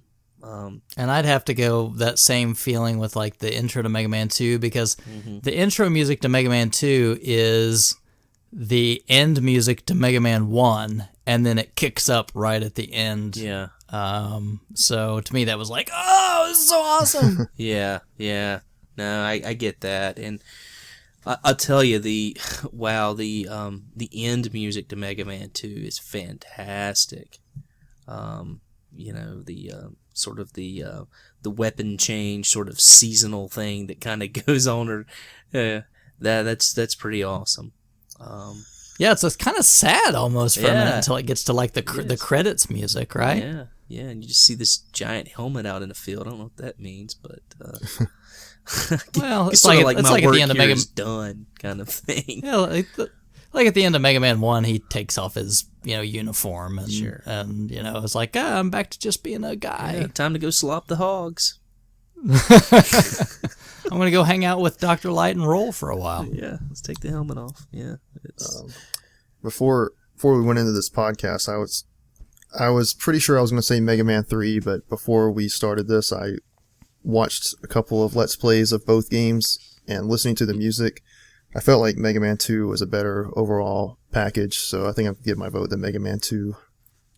Yeah, I definitely think 2 has an edge as far as it has a lot more sort of epic and this isn't an adjective, but kind of pumpy tracks. They just like really get you pumped, like when you're playing the game. And we'll kind of talk about some of our favorite tracks. If I hate that we don't have like music to go with this, but easily accessible on YouTube for anyone interested in hearing these tracks. But probably my favorite is Flashman. I really like Flashman. Yeah, that one stood out to me too. Yeah, and I agree. And Duke mentioned Bubble Man. That's a great one too. And it feels very watery, yeah, right? When you listen to that music, that da-na-na-na, you just kind of have that feeling. And I really like Woodman's. Yes. Especially like the beginning of that. It's got that little drum beat that and then it's really like high energy. Yep. Yeah. Yeah. Really high energy. Yep. I like Airman as well. That's a really good one, and probably because I spent so much time on that stage as a kid, I probably should hate it. But really? Yeah, I don't. I always start with Airman, so I never. I guess maybe I'm just really used to it. Yeah, I start with Airman too. Yeah, because he goes down like a wimp. Yeah. Once you figure it out, once you realize that if you just hop over that first tornado and just keep firing as you're going back. It's an easy fight, but we had a lot of people in our playthrough that were having problems with Airman. A lot of people that had played it for the first time, and that surprised me because those tornadoes they definitely ricochet your bullets, so you can't hit. Yeah. So you just kind of gotta figure it out. But I think in that battle it's so limiting because it does limit your movement that it's a little tough to kind of figure that out. And when the right time to jump is and stuff. So. But once you're used to it, like you said, it's easy. But back to music, I really like Heatman's music as well. I thought that was a good one. Yeah, that's a good one. Yeah. the Crashman. one really Crashman. Yeah, that's what I was gonna say. I think I like sounding. I like Quickman the least. Okay. Out of those tracks, I can't remember that one off the top of my head. I'll have to go back and listen to it. So. Yeah, listen to it. It's not bad, but not my favorite. I definitely remember thinking that Crashman was the weakest. Yeah. Of all of them. Yeah, it's sort of kiddie sounding. Doesn't really fit. It doesn't like that's that sort of epic techno sound. Yes, that's the one. It's a little too cheerful. I think. Yeah, I like it, but yeah. Yeah, you're weird. I don't know if you guys saw it, but I posted a video, embedded it into the thread about this band called Bit Brigade. Yes. They did like a cover playthrough of the game, and it was really cool. I don't know if you guys saw that, but I saw it like 6 times at work because I like have that playing in the background as I'm like working during the day. I don't watch it, but definitely have it going in the background. That's an amazing video. So any favorites from Mega Man 3? Snake Man? Yep. I like Snake Man. Yep. That's the one that stood out to me as well. Probably my favorite. Trying to think of the other ones, if they really just... That's the sad part, is I just haven't put as much time into it, so the songs don't echo in my head like the ones into. Yeah. So unfortunately, I don't have a lot else to say about that. I didn't think any of them were really bad, but that Snake Man's was great. Yeah. Yeah, I can't really recall any specific tracks, but I mentioned the intro, and that's going to be my favorite from Mega Man 3. Mm-hmm. Yeah, I'd probably have to stop and take a break for a minute and listen to each track again to really kind of refresh my memory on 3. And with 2, they all pop into my head with no problem. Sure, yeah. Again, it's just the same thing for me. It's just a comfortability and having played it so much, you just definitely know which tracks are which. So. Yeah, certain things just end up being like almost like your anthems of your childhood to some degree. You know what I mean? So, you just know them. They're just cooked into you. So. Yep. All right, so we'll move on and talk a little bit about the difficulty. Now, there was something kind of strange about Mega Man 2 in the U.S. is that in terms of difficulty, you could play normal or difficult.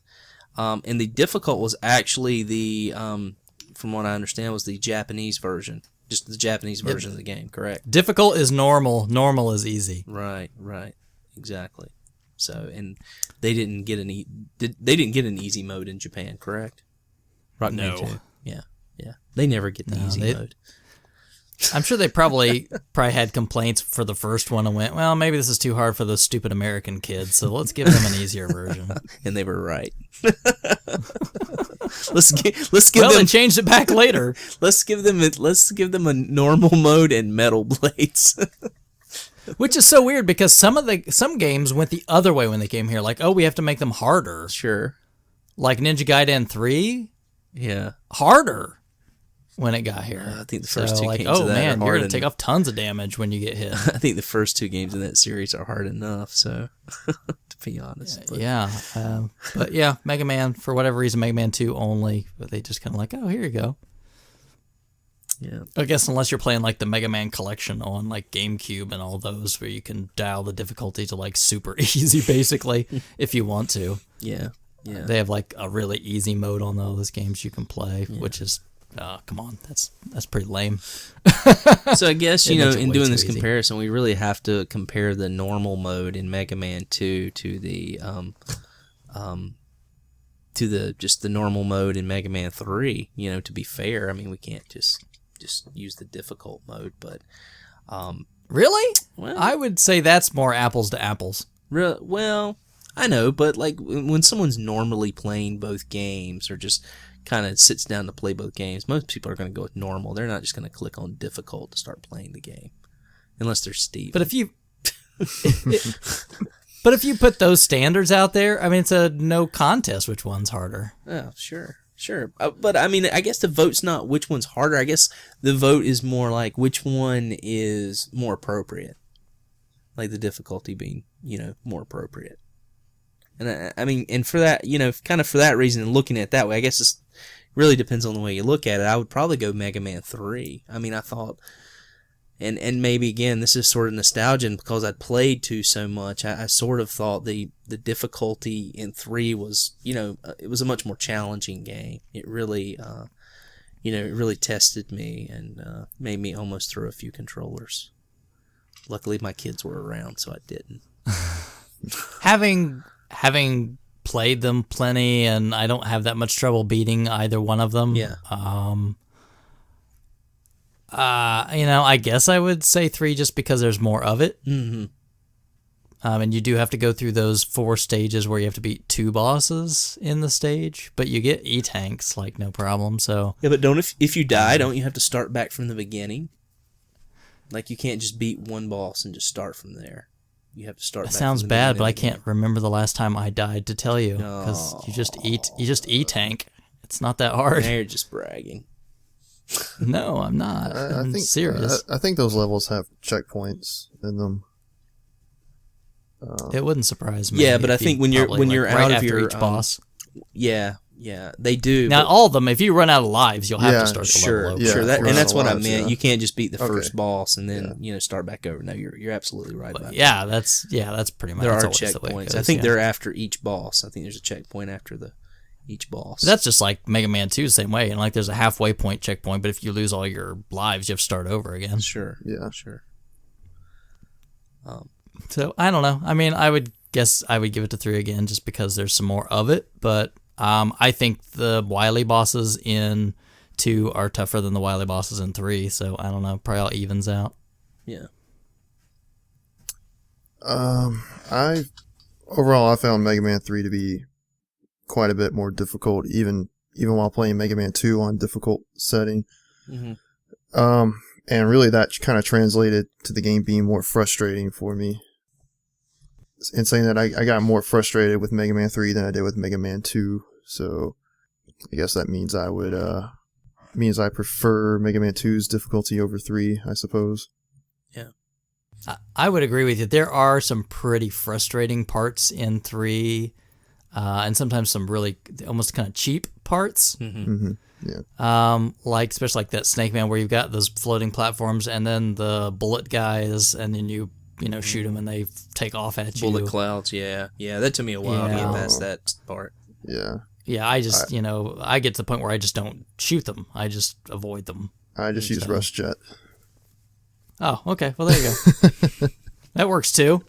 You gotta have Rush Jet. Do that. If you have Rush Jet. Yeah. I don't think I usually have Rush Jet with Snake. No. I think I usually hit him probably a little earlier.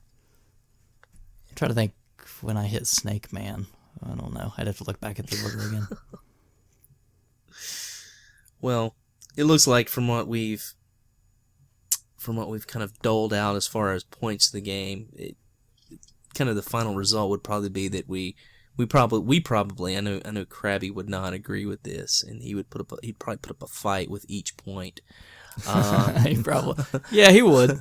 I told him if he had time to maybe record something to tell us why, like Mega Man 3 was better than 2, and I'd put it in, but I'm doubting he's going to have time to do that. But I think as far as which game's better, I'm not saying we solved the we've completely solved the crisis, because I'm sure there was people like Krabby that would argue till they're blue in the face about which one's better, except for Bill. I think, what does he say, 5 or something like that? He says 4. 4, yeah, whatever, Bill. And Krabby and Bill are both wrong, so that's easy. So I think we would all probably, I guess Steven included, probably agree that Mega Man 2 is probably the better game of the series if we had to pick one of the two. Yeah. Done and settled. Mark it down. I knew we were doing a comparison, and when I was playing these games, I really wanted to like 3 more, just so I could sort of contrast with you guys a little bit more. Sure.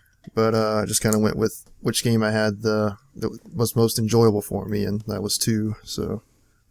Yeah. See, yeah. You made the right decision. See, he even tried to like 3 better. See, Krabby, he even tried to like that one.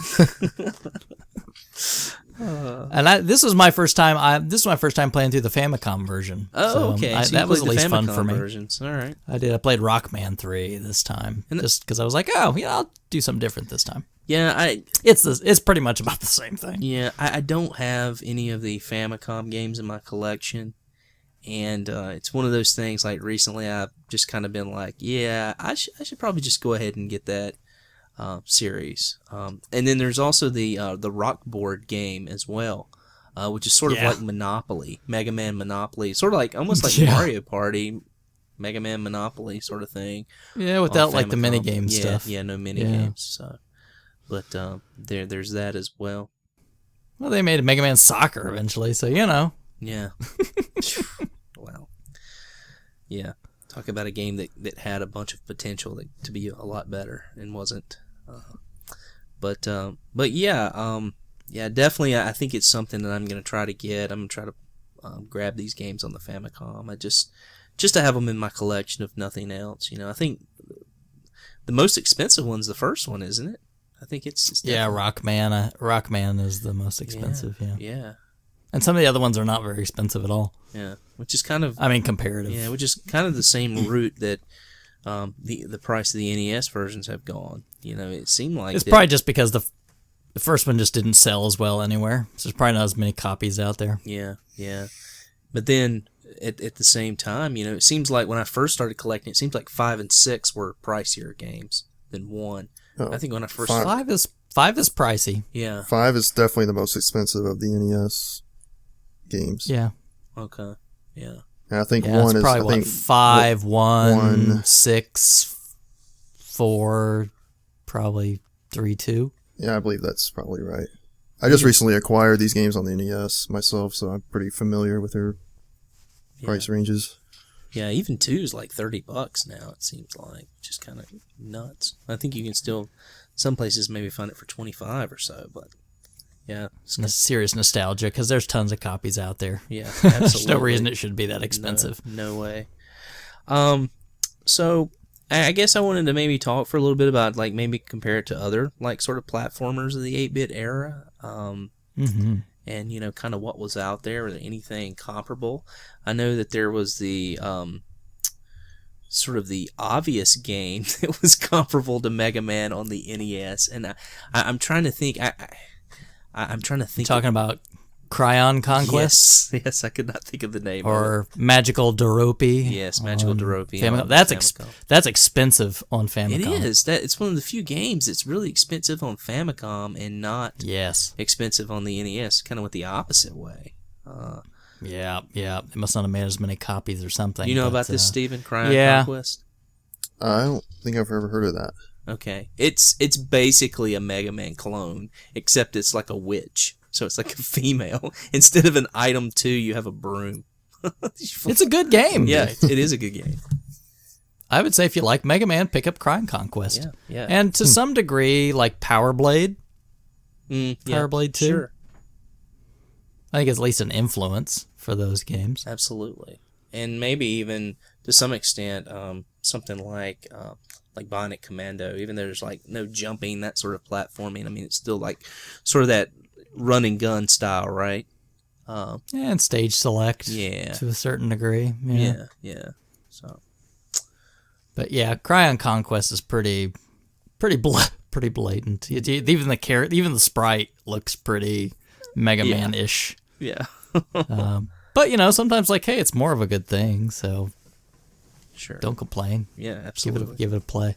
Absolutely. And from the cover art, you'd never know it. No. It's like the weirdest cover art. So, just some final closing thoughts here. Other than now we're seeing a lot of, Super Smash Brothers is really the big thing right now, and it's been that way for some time. And I know that as we all know, Mega Man has a place in the Super Smash Brothers series. But sort of other than Super Smash Brothers, what do you guys think is sort of going to become the game's legacy, or the sort of the character's future? I mean, is this something that you think we'll keep seeing more of? I know that sort of that whole 2D platforming game is sort of disappearing.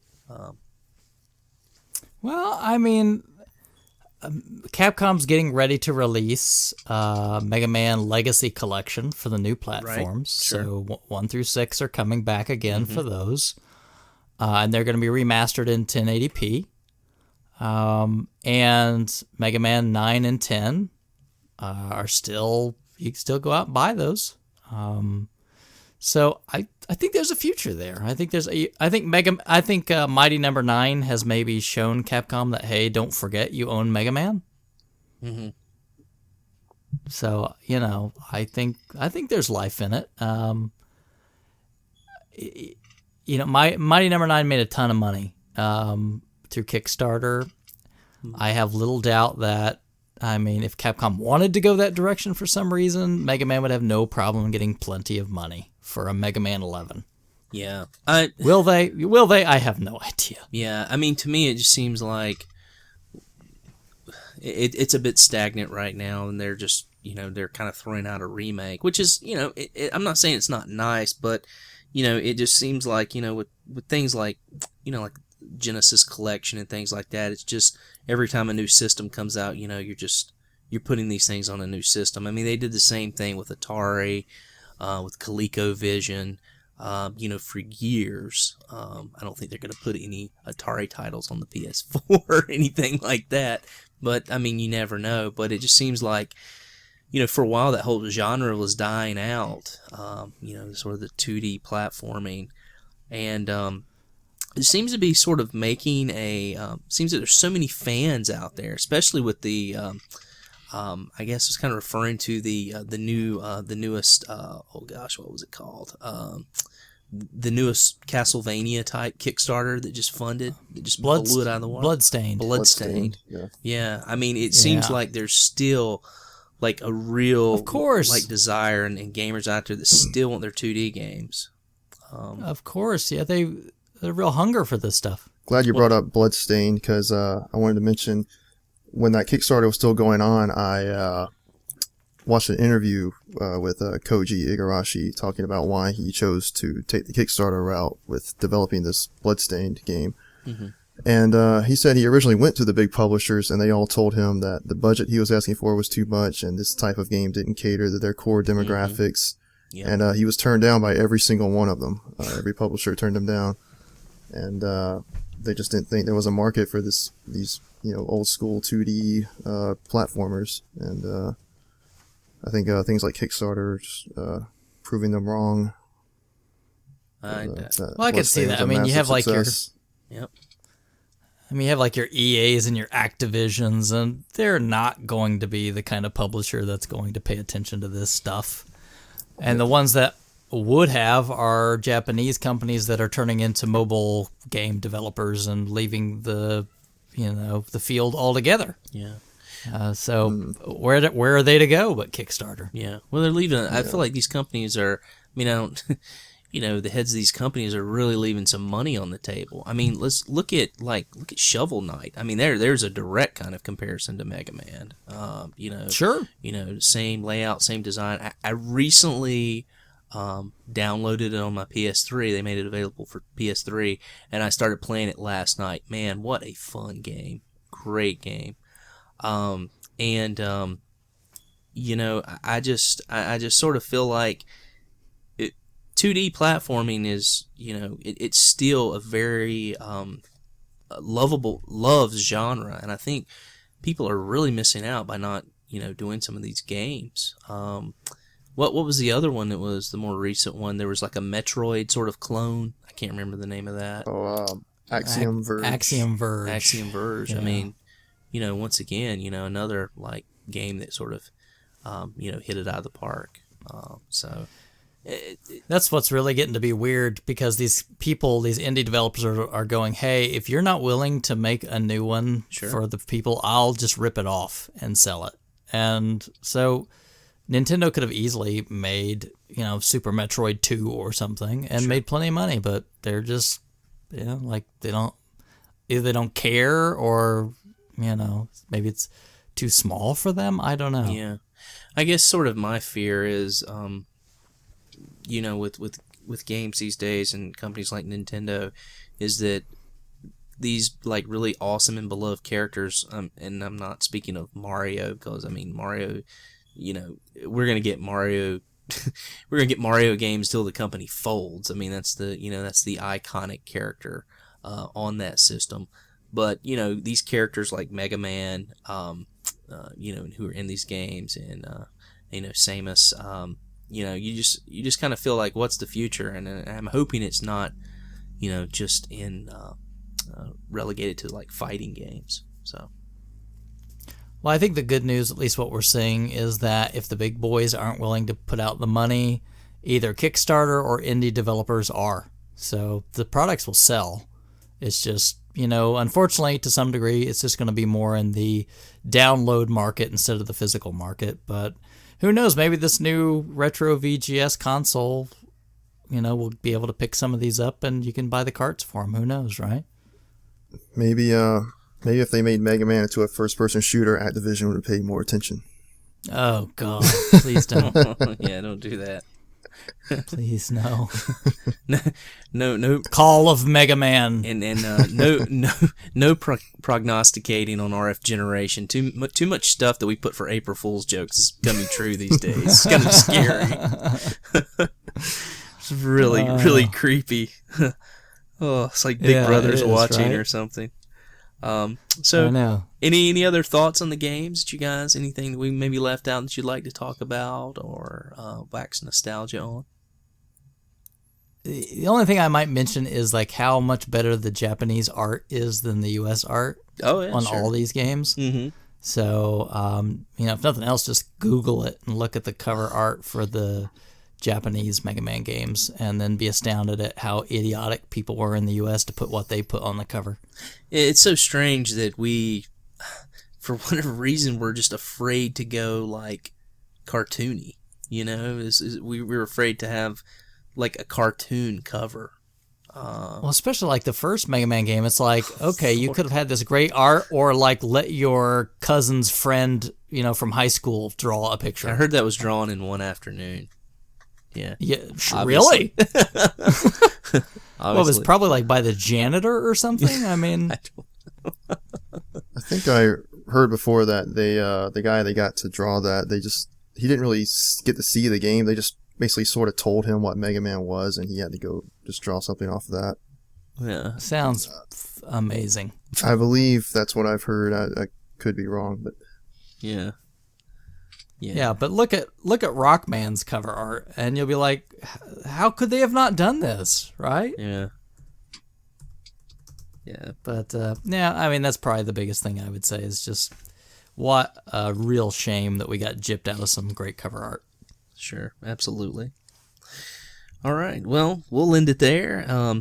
Duke, I want to thank you again for joining us for another great thanks show. for having me. Yeah, I knew Mega Man was very close to your heart, so as soon as we decided to look for people to maybe join us for the podcast, immediately your name came up, see if we could grab you.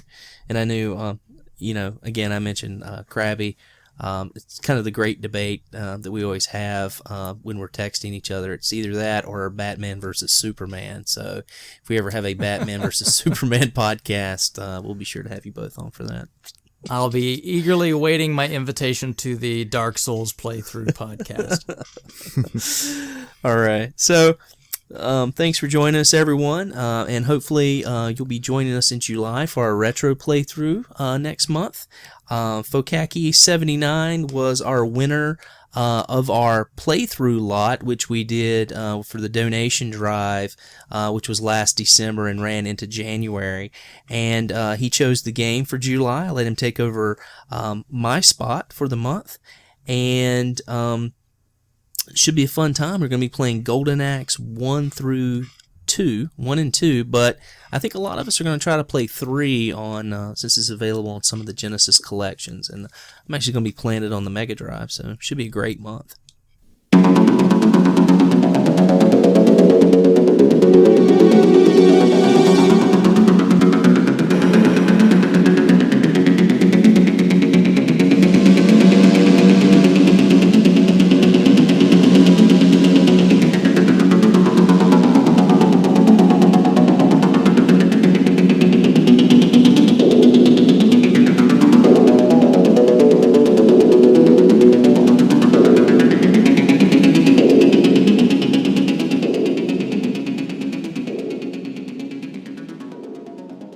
So you know it's an awesome game, Shawn?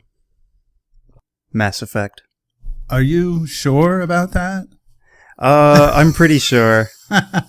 Man, you don't have to tell me twice. I think I let the cat out of the bag on my intros last time, and when we wrapped up the show last time, that Mass Effect may be my favorite game of all time, and we'll talk about that more as we get into it. But I've been thinking about this a lot, and I put it in the forum thread that, as gamers, we play tons of games, and it's hard sometimes to say what exactly is your favorite game of all time. Some people have a definite answer, but I'm one of those people that I have many favorites, but I can't think of many games that I've played through 3 times. Maybe this and Metal Gear Solid. So once we play Metal Gear Solid, I'll probably be able to tell you what my favorite game of all time is. But well, Mass Effect, man. What a game. For now, I'm sure it's Mass Effect, and then when Metal Gear comes around, that's what your answer is going to be. Yeah, that's fair. We'll see. Yeah. No, that's okay. It's all right to have a rotating favorite. Yeah. So you said this was your 3rd time playing through the game. This was actually my 1st time, and I've never finished one game and gone directly into a sequel, and I think I didn't know what to expect coming into Mass Effect, and it just totally blew me away. Everything about this game is just so well done. I mean, it's not a perfect game by any means, but it's just so well done, and it's definitely made its way into my top 5, top 10 list, whatever. And as soon as I finished the first game, I was ready to jump into the second. That's awesome. Have you started it yet? Started the second one, or I started it. Cool. I'm about a couple missions in. Awesome. It's different. It's very different from the first game. Yeah, they made but some not in a bad way. Huge improvements that are very noticeable right off the bat, especially if you're playing them back to back like that. But yeah, that's cool. That I had a similar experience, but the first time I played Mass Effect, actually, the first game, as soon as I finished it, I was compelled to play Mass Effect again. I actually just, as soon as the credits rolled, I started a new game and started playing it all over again, like that night. I'm sure. I can understand that totally. Yeah, I don't think I've ever done that with a game before. But it's so good. All right, so let's talk about what are we talking about here? Let me pull up my notes. So is this your first BioWare game, Floyd? This is my first honest sit down with a BioWare game. Okay. I did play Knights of the Old Republic at a friend's house around the time that it came out. Okay. And he and I are both pretty big Star Wars fans. So I was interested to see how they could incorporate Star Wars into an RPG, and I liked it. But it's so you can really see the D&D style aspects in Knights of the Old Republic. I mean, it's very traditional, very very Western RPG, I guess. Definitely. Yeah, Knights of the Old Republic is a good game. It's probably what, after the Baldur's Gate games that BioWare did, Knights of the Old Republic kind of shot BioWare into the mainstream, if you can call it that. I actually haven't played the older Baldur's Gate and the Neverwinter Nights games because I'm really not a PC gamer, but those are, some highly revered Western RPGs. They're classics of the genre, but I honestly can't speak to them. But I played Knights of the Old Republic after I played Mass Effect. I also went back and played Jade Empire, which is another great one. And to anybody who has played Mass Effect or the newer BioWare games, Dragon Age or anything, I'd highly recommend Knights of the Old Republic and Jade Empire. They're both great games, and they still hold up. I played both of them only a couple of years ago. So yeah, BioWare makes really, really good games, and I would argue that their older games were better, including the first Mass Effect being probably the best of the trilogy, but that's just my opinion. I know some people. I think everybody has a personal favorite when it comes to this series. Yeah, I think most people would say 2, which is understandable. Mass Effect 2 is incredible.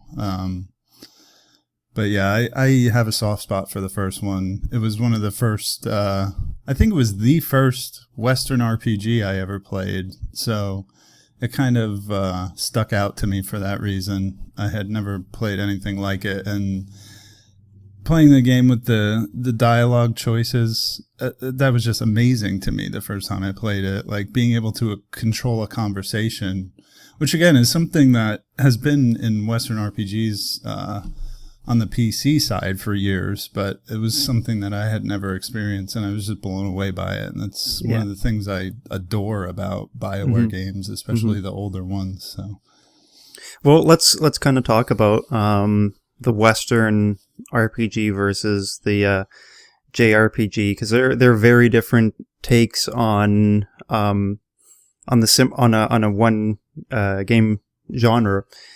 I'd played a lot of Final Fantasies and Dragon Quest before my first Western RPG, and it was a really unusual experience for me because I was so used to, and even to this day I'm so used to sitting down and playing a JRPG and very much being like the recipient of the story, because the way I feel is that JRPGs they tell you a story, whereas in the Western RPGs you're the driving force behind the story. You're kind of crafting it and tailoring it and choosing which direction it's going to go.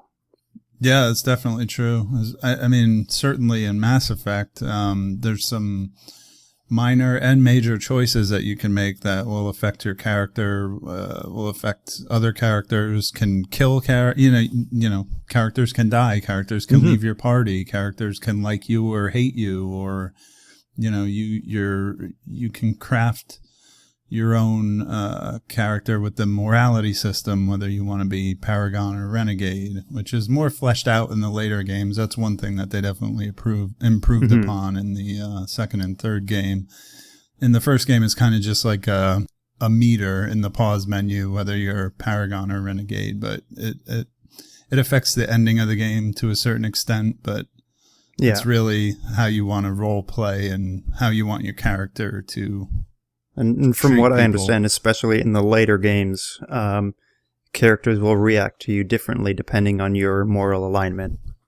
Right, and they even start taking. I think they do it a little bit in the first game, but your character model will start having like scars, and like your eyes will turn a little bit red as you get evil, or you'll be more clean cut, and there's little subtle hints in the character models even that they change the details as you kind of craft your character through your actions. Yeah. There's so many nice subtleties in this game. Like they really, BioWare really put a ton of effort into making Mass Effect.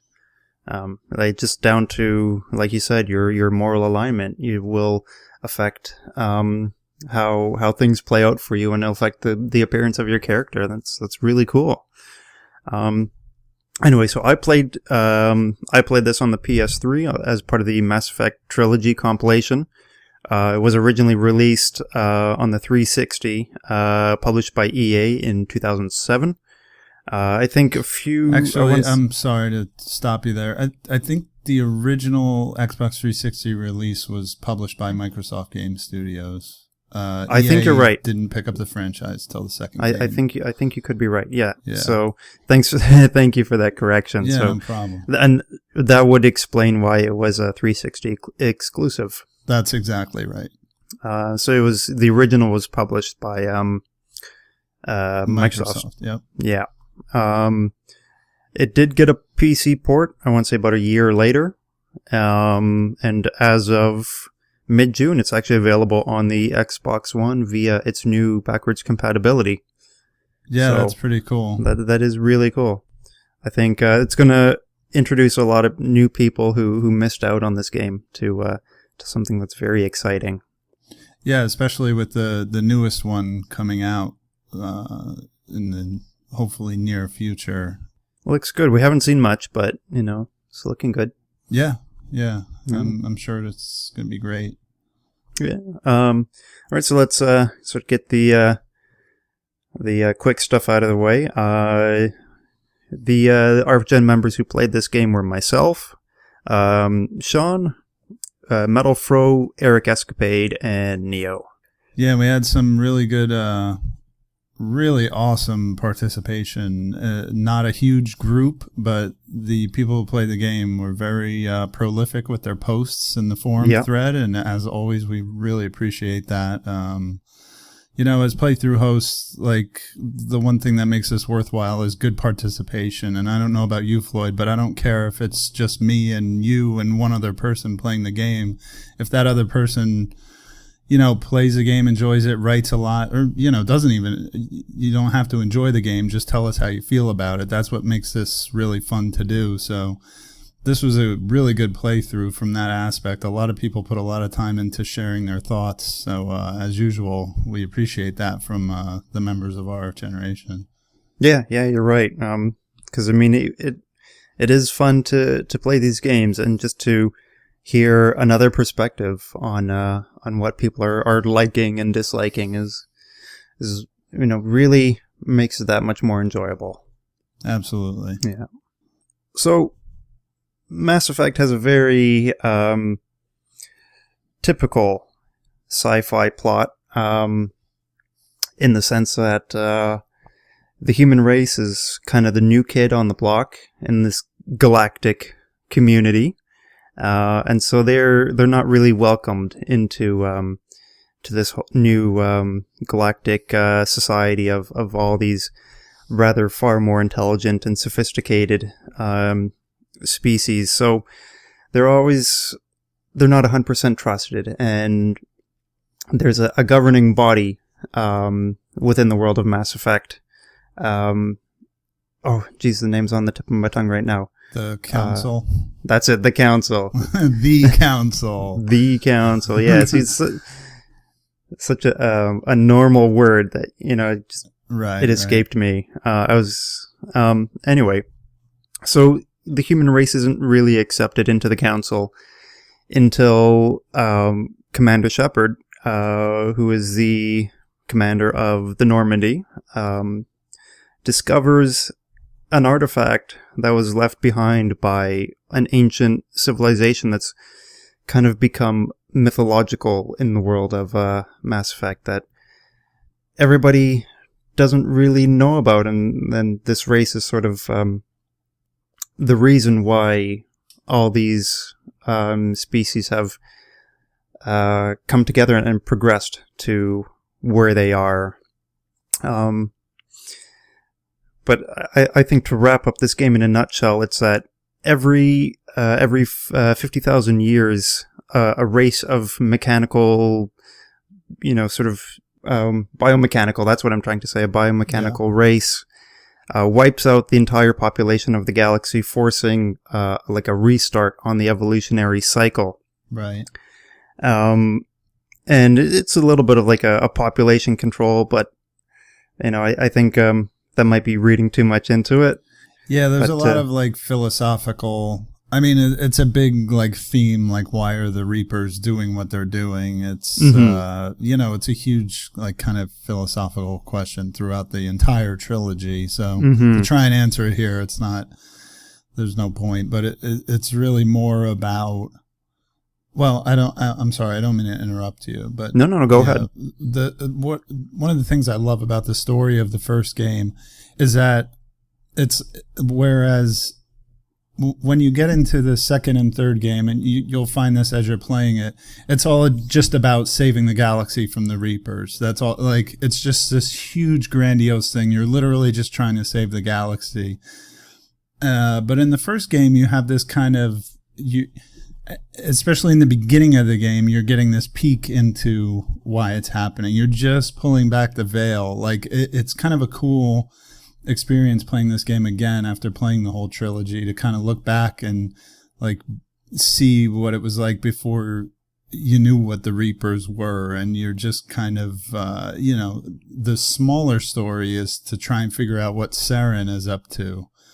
Right. And I think Mass Effect uses that smaller story to introduce you to that bigger, grander story. Yeah, exactly. Yeah, I think if they said, here you are, you have to save the galaxy, it'd be like cliche. Well, that's the plot of Mass Effect 3. Well, that is the plot. Here you are, you have to save the galaxy. But Mass Effect 3. But that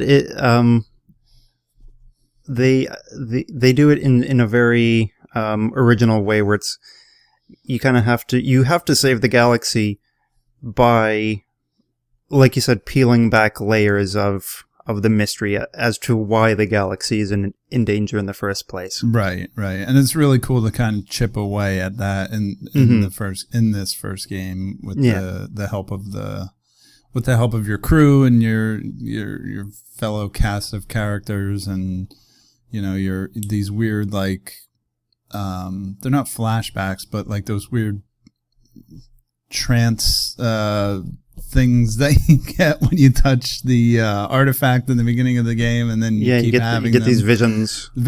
That's the word for it.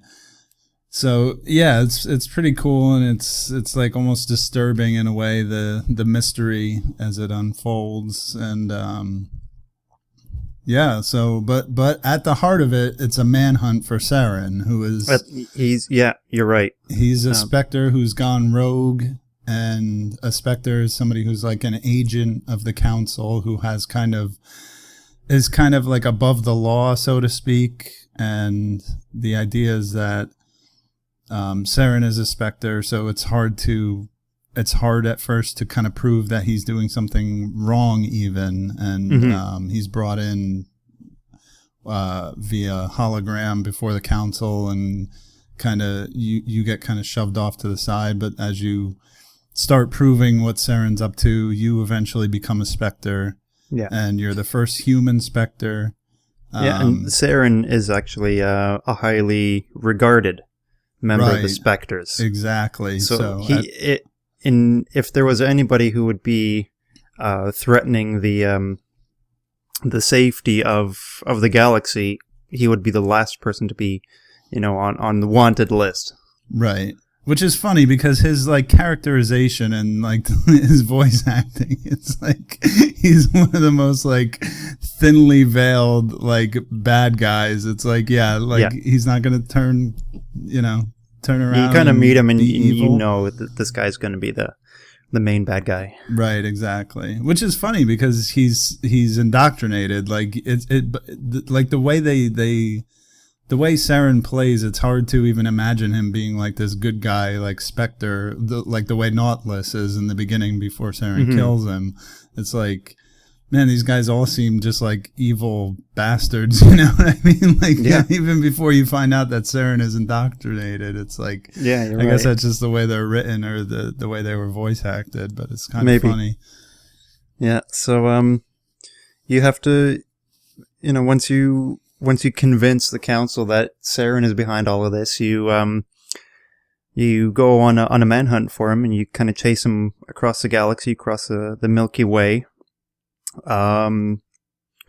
You do eventually find out that things go deeper than just Saren, and he's actually a puppet for the Reapers, and he's just enacting their will and being the agent who's bringing about the demise of the galaxy. And so, you figure, well, if you get rid of Saren, you're on the right track to saving the entire galaxy.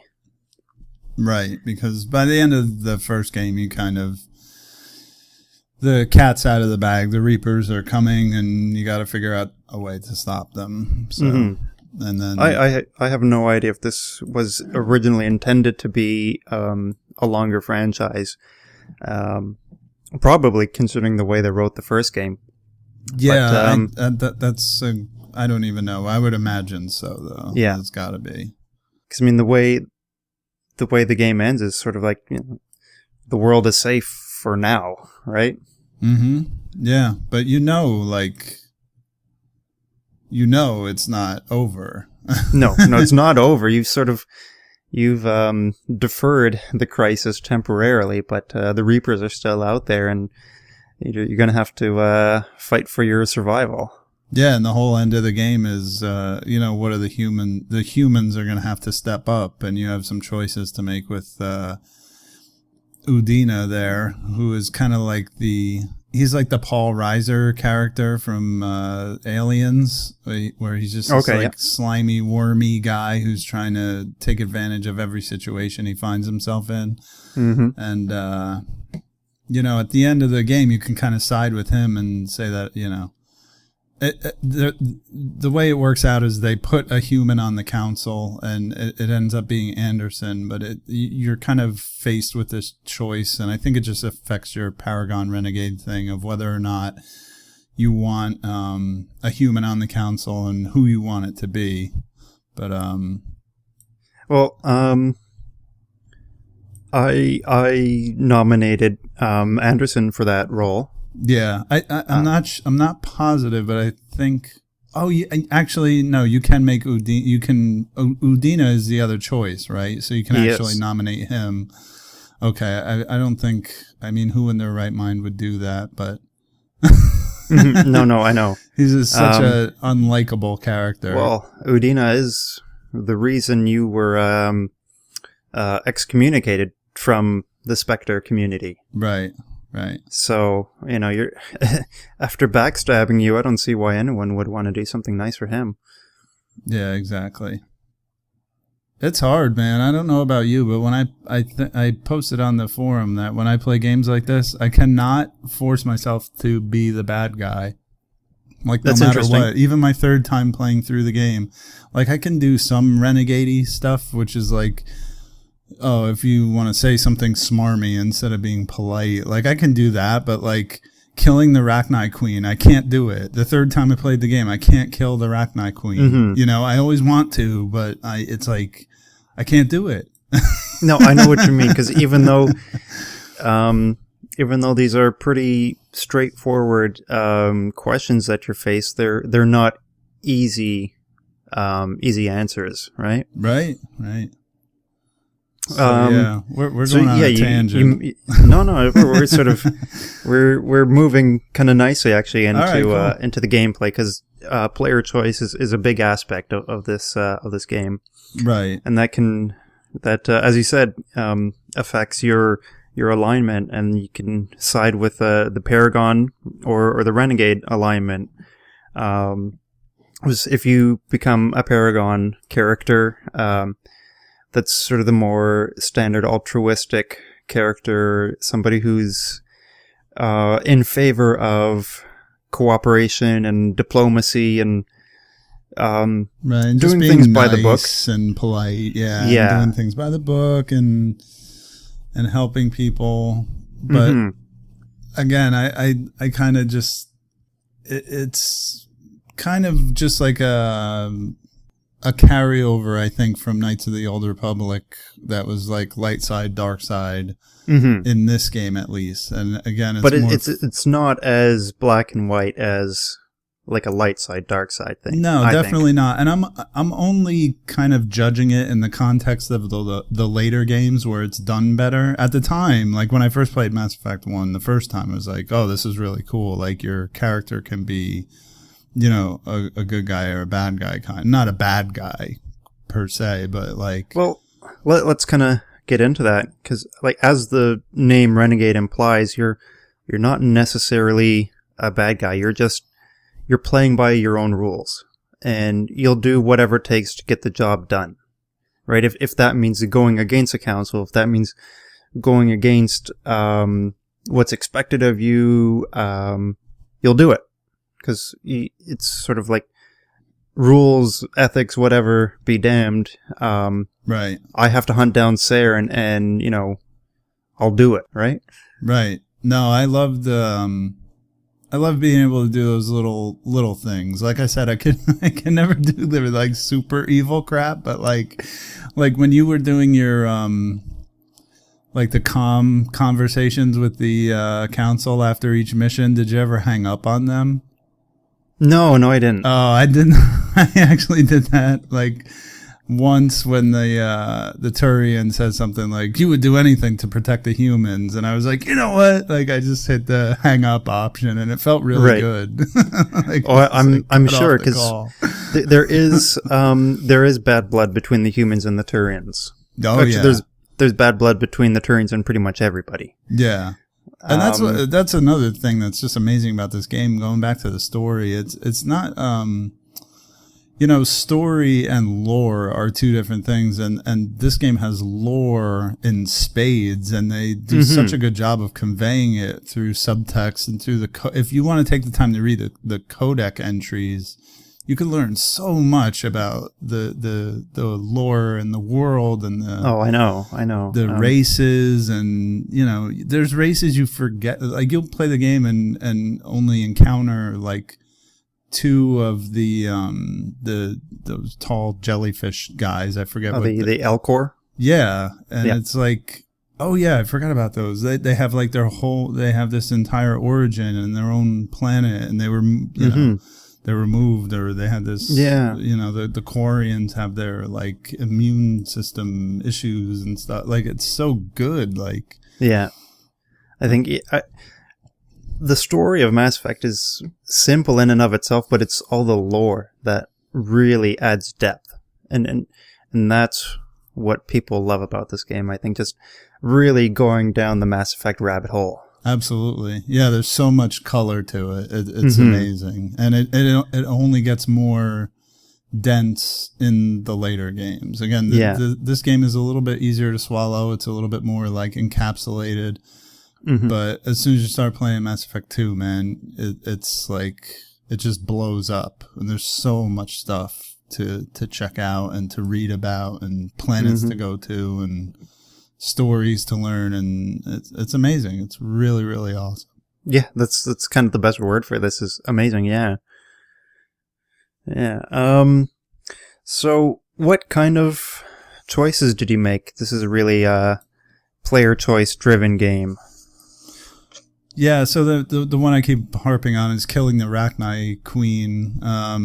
That's a major one. The other thing is if you can talk Rex out of what does he do? He quits your team, or you can shoot him, or I think talk him into just calming down and going with the program. Like those are that's right. You can reason with him, right? Which kind of gets you a lot of brownie points with everybody else, because the Krogan are supposed to be a very hot-headed race. Mm-hmm. There's a reason why they tend to work as mercenaries. Basically, Rex has a lot invested in this mission when you finally track down Saren. Because Saren has found a cure for the genophage, which is essentially an infection, a genetic mutation that renders all Krogan sterile. Right, and that was created by the Solarians to keep the Krogans under control. Mm-hmm. So now Saren is using Krogans to, further his means. So you can basically convince Rex, like, hey, you're just a puppet in this thing. Disposable to him. So don't fall for it. Yeah, and that go ahead. Even though the race of his race is at stake, if Rex sees his species prosper, they'll be prospering for the wrong reasons. Right. Like there's nothing that's objectively good or objectively bad. Everything sort of has a condition in it. Yeah, exactly. And the third major choice that'll affect the characters greatly in the later games is who you want to send. It's actually not who you send where, it's who you decide to save out of Caden or Ashley. Okay. Because you send one to go with the Solarians, and then you take one with you to protect the bomb. You eventually get split up, and then you can only save one of them. Mm-hmm. Who did you end up saving? I ended up saving Ashley. What? I know. No. Go ahead. I know you're not too fond of Ashley. Right, and I'll try to explain without spoiling, but go ahead. Okay. See, you've played through this whole series, so I think you know more about her than I do. But at least my interpretation of her character up to the conclusion of Mass Effect the First is that Ashley really represents the attitude that because humans are new in this intergalactic community, and that they're not well liked by all the other species, she has some resentment just because her race is being resented, sort of, because humans are being misunderstood and I guess sort of pushed outside of what's essentially a very, very good, very protective community. She has some bad blood, then it kind of comes out as prejudice and as racism towards the people who don't want to accept humans who are essentially pretty good people, I want to say. Right. And I gotta admit that my opinion towards Ashley is largely colored by experiences I had in the past with her in Mass Effect 2 and 3, which is kind of funny, right? So I play Mass Effect 1, 2, and 3, and somewhere along the line in 2 and 3, she stabbed me in the back or whatever ends up happening.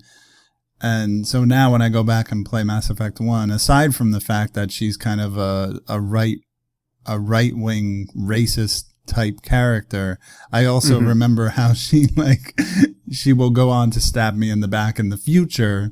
So it's like I give her like the Arnold Schwarzenegger, like I came back in time to kill you treatment.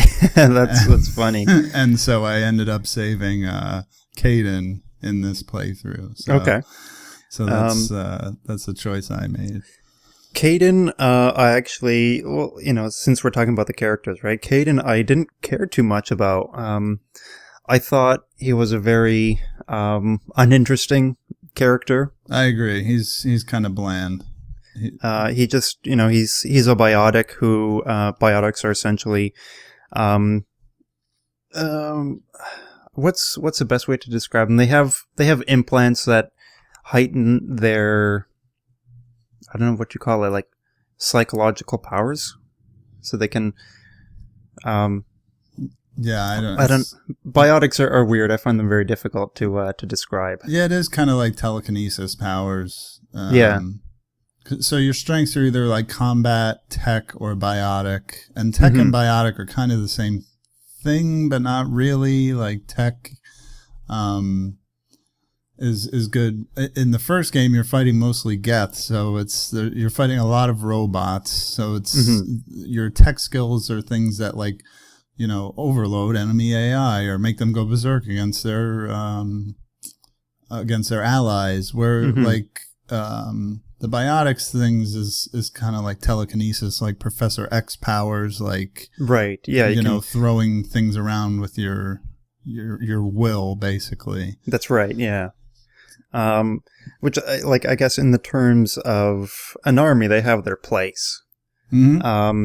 But I found Caden to be a very dull character, and he kind of just, I know he's supposed to have an outdated version of, the biotic implant, but he kind of just complains.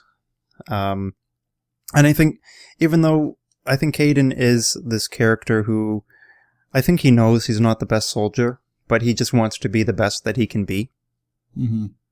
But still, I didn't care much for him. Once I really didn't need to talk to him, I kind of left him alone. Yeah, and that's something that tends to happen in not just the Mass Effect trilogy, but all the BioWare games that I've played, is that you tend to gravitate. It's just like in real life. When you find people that you like, you tend to gravitate toward them and interact with them more if you can. So, like, who were some of the characters that you did like? Well, my steady team that I always took into battle was Tali and Ashley, and then Ashley got replaced with Liara once I recruited her. Yeah, I played most of the game with Tali and Liara. Tali has always been one of my favorite characters. I like Liara a lot as well. And I would say don't discount Garrus, because actually Garrus and Tali are, I believe, the only two characters who you can have as squad mates in all three of the games. So I used Garrus a little bit too, because I realized for the purposes of this playthrough and like being able to talk about it, I shouldn't just use Tali and Liara the whole time. But it's hard, man. I like Tali so much. I like that like sexy, like Middle Eastern-ish accent they gave her, and just like the mystique of her costume and character design. Like, I love her character. I always have. I did too. I think she had a very interesting character. Tali is a Korean, and Koreans are kind of they're kind of like nomads, from what I understand. Right. And once a Korean reaches a certain age, they have to go what they call a pilgrimage, and in that pilgrimage, they're supposed to find their calling, find their purpose. And you pick up Tally, and sort of in the middle of her pilgrimage, and she turns out to be a pretty reliable character because she's got a high technological intelligence, and she's always sort of in your engine control room, researching things, and but she also has that high tech power. Right. So she's good to have for like overloading shields and just kind of giving you that sort of support.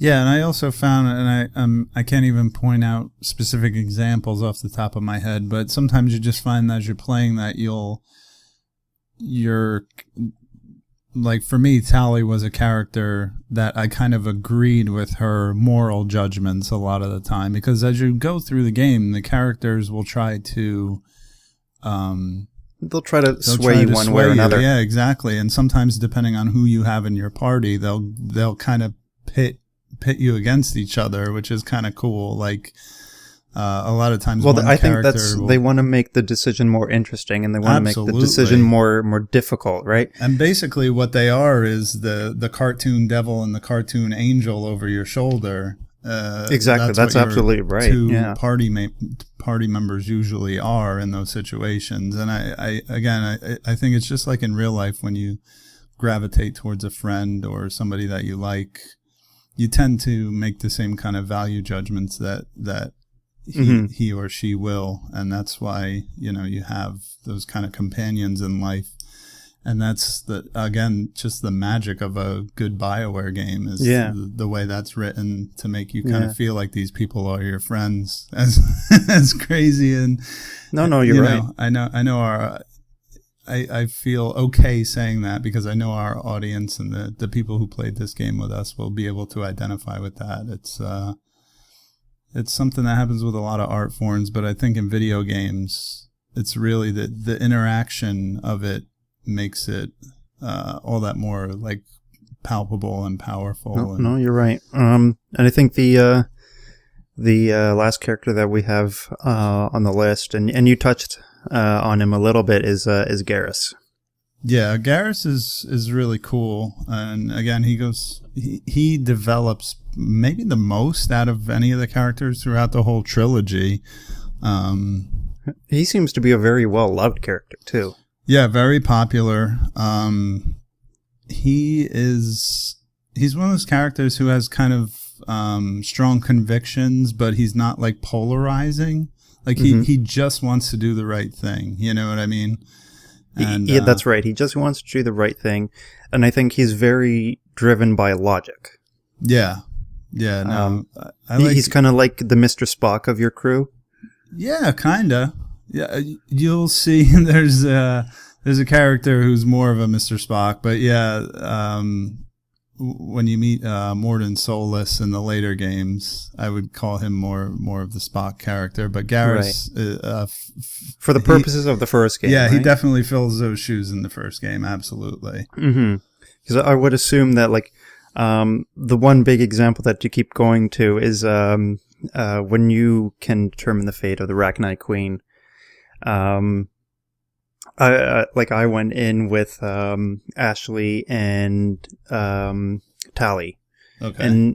And I think Tally says, the Rachni Queen gave you her word, and that if you rescue her, and she'll go back to her race of Rachni, and they'll leave you alone. They're not going to go on another genocidal rampage again. Right. And then Ashley chimes in and says, but the Rachni went on a genocidal rampage. They decimated entire populations. How can you believe what she's saying, and that they're not going to do this again? Mm-hmm. And so that does make that decision a lot more difficult. I would assume that if you went in with Rex, he'd approach that scenario with a lot of logic. I don't know. Garrus. Garrus. That's right. No, Garrus. Yeah. Yeah, I didn't. I had Liara and Tally at the time, so they kind of had the same basically this Liara says the same thing that Ashley said in your scenario. So yeah, I'm not sure how Garrus would react there, but I'm sure it would. I don't even know. I don't, these characters are so well written that you could imagine it going either way, and you would probably say, "Oh, you know what? He has a good point." That's what it's so. So no, good every character does bring, like, every time you're faced with a decision, whoever you have on your squad at the time brings up very valid points. Mm-hmm. Exactly. Yeah. So like this is a space game. You're gonna be traveling through space. You're gonna be going to some really far out, well designed planets might be an overstatement for a lot of them, but you're gonna go to some interesting planets. A lot of them are just kind of like reskinned deserts, but true. It's a very big game, so you can give them a pass on that, right? You can't nitpick that, this planet looks the same as another planet, just, red sand instead of, green sand or whatever. What did you think of just like sort of your hub world experience, just sort of commanding the Normandy and saying, determining where you're going to go? I think I kind of like the Normandy in the first game the most. You'll find, as you and other people who play through the trilogy will find that the Normandy changes and gets upgraded and gets bigger and different throughout the trilogy. But I like the Normandy in the first game because it's rather simple and easy to walk around. And in the second game especially, I feel like you can kind of get lost in the thing. But the Normandy being, essentially your hub world or your station that you can take around, and you can go to the map and choose which planet you want to go to and talk to your people. Mm-hmm. A lot of Mass Effect happens on the Normandy. Yeah, exactly. That's where you can pull up the galactic map and you have that hub. Right. And I liked how you just you put your cursor on whatever planet or whatever solar system you want it to go to, and then you kind of just fast traveled everywhere. Right? It was a very efficient system. Yeah, exactly. Which got replaced in the second game, where you can still fast travel, but there are times where you physically have to fly from planet to planet.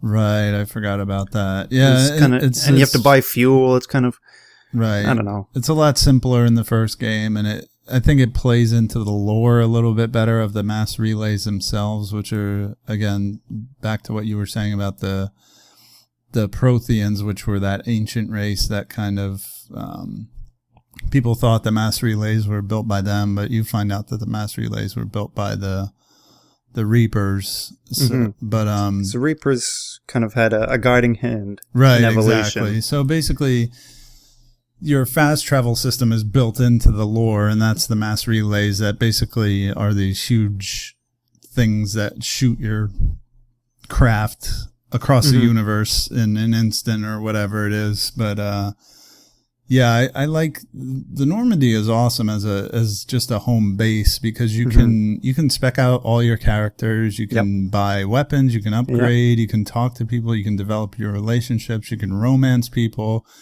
I realized I didn't romance anybody in this playthrough. Did you at all, or? Well, I wanted to talk about that because, like I said, a lot of the Mass Effect game happens on the Normandy, and that's where you really interact with your characters. Right.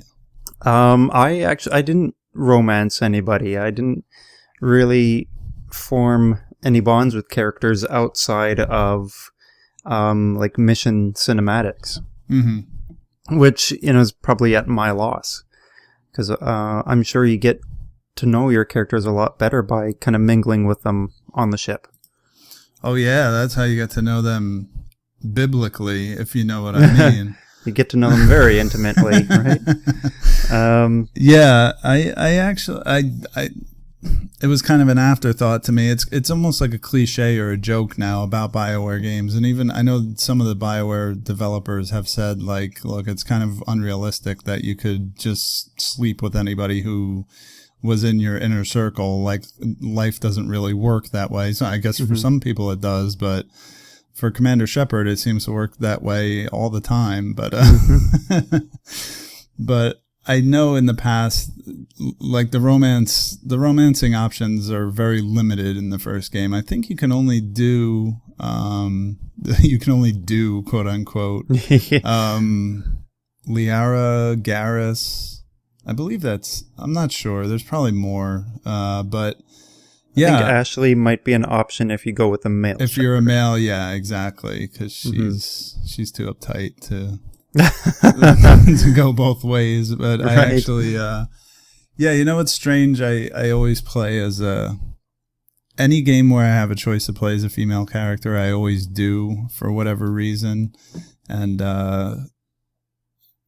it's weird because in games like this where you can romance, I only romance women, and it's not because I want to have like some sexy lesbian thing going on. It's just because I think that in my real life, I don't go around attracted to men.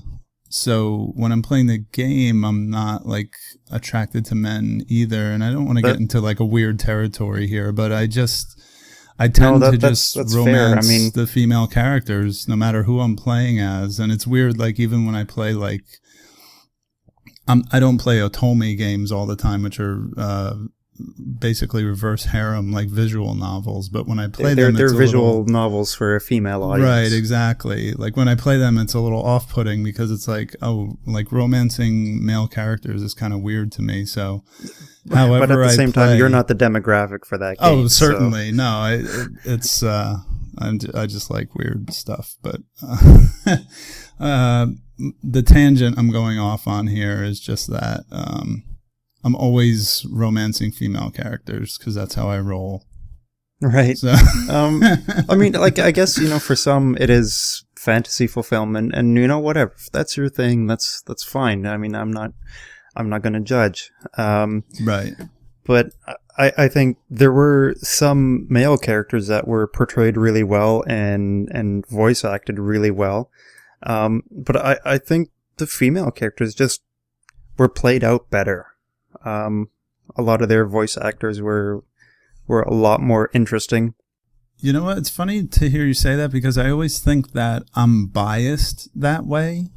And again, I don't want to get into my own like personal habits, but I tend to listen to music. Like I prefer like female singers. You know what I mean? Like I like female characters in games. I tend to play as a female character. But to hear you say that you, like as somebody who doesn't necessarily have that kind of niche perspective, that you feel like the female characters were more fleshed out and better written in this game is interesting to me because like I would say that almost as a matter of course because that's just my like bias and my preference. So it's kind of cool to hear you say that coming from a different perspective. I think like now this has become a really hot topic and a very sensitive topic, and it's not our place to get into that. But I think Mass Effect is kind of no exception because the male Shepard is kind of just voiced as a generic, stoic, guy. He's just sort of, I'm the commander of the ship, and this is my stoic macho voice, right? Yeah, to a certain extent. I don't want to write it off. Mark Meir did an amazing job as I think he is Hale. A good voice actor. I do agree. Maybe I'm just biased towards Jennifer Hale's work. Yeah, she's amazing. I think she should be as famous as Troy Baker and the other guy, Nolan North. You know what I mean? And she almost is, to her credit, but like she's right up there with those guys, in my opinion.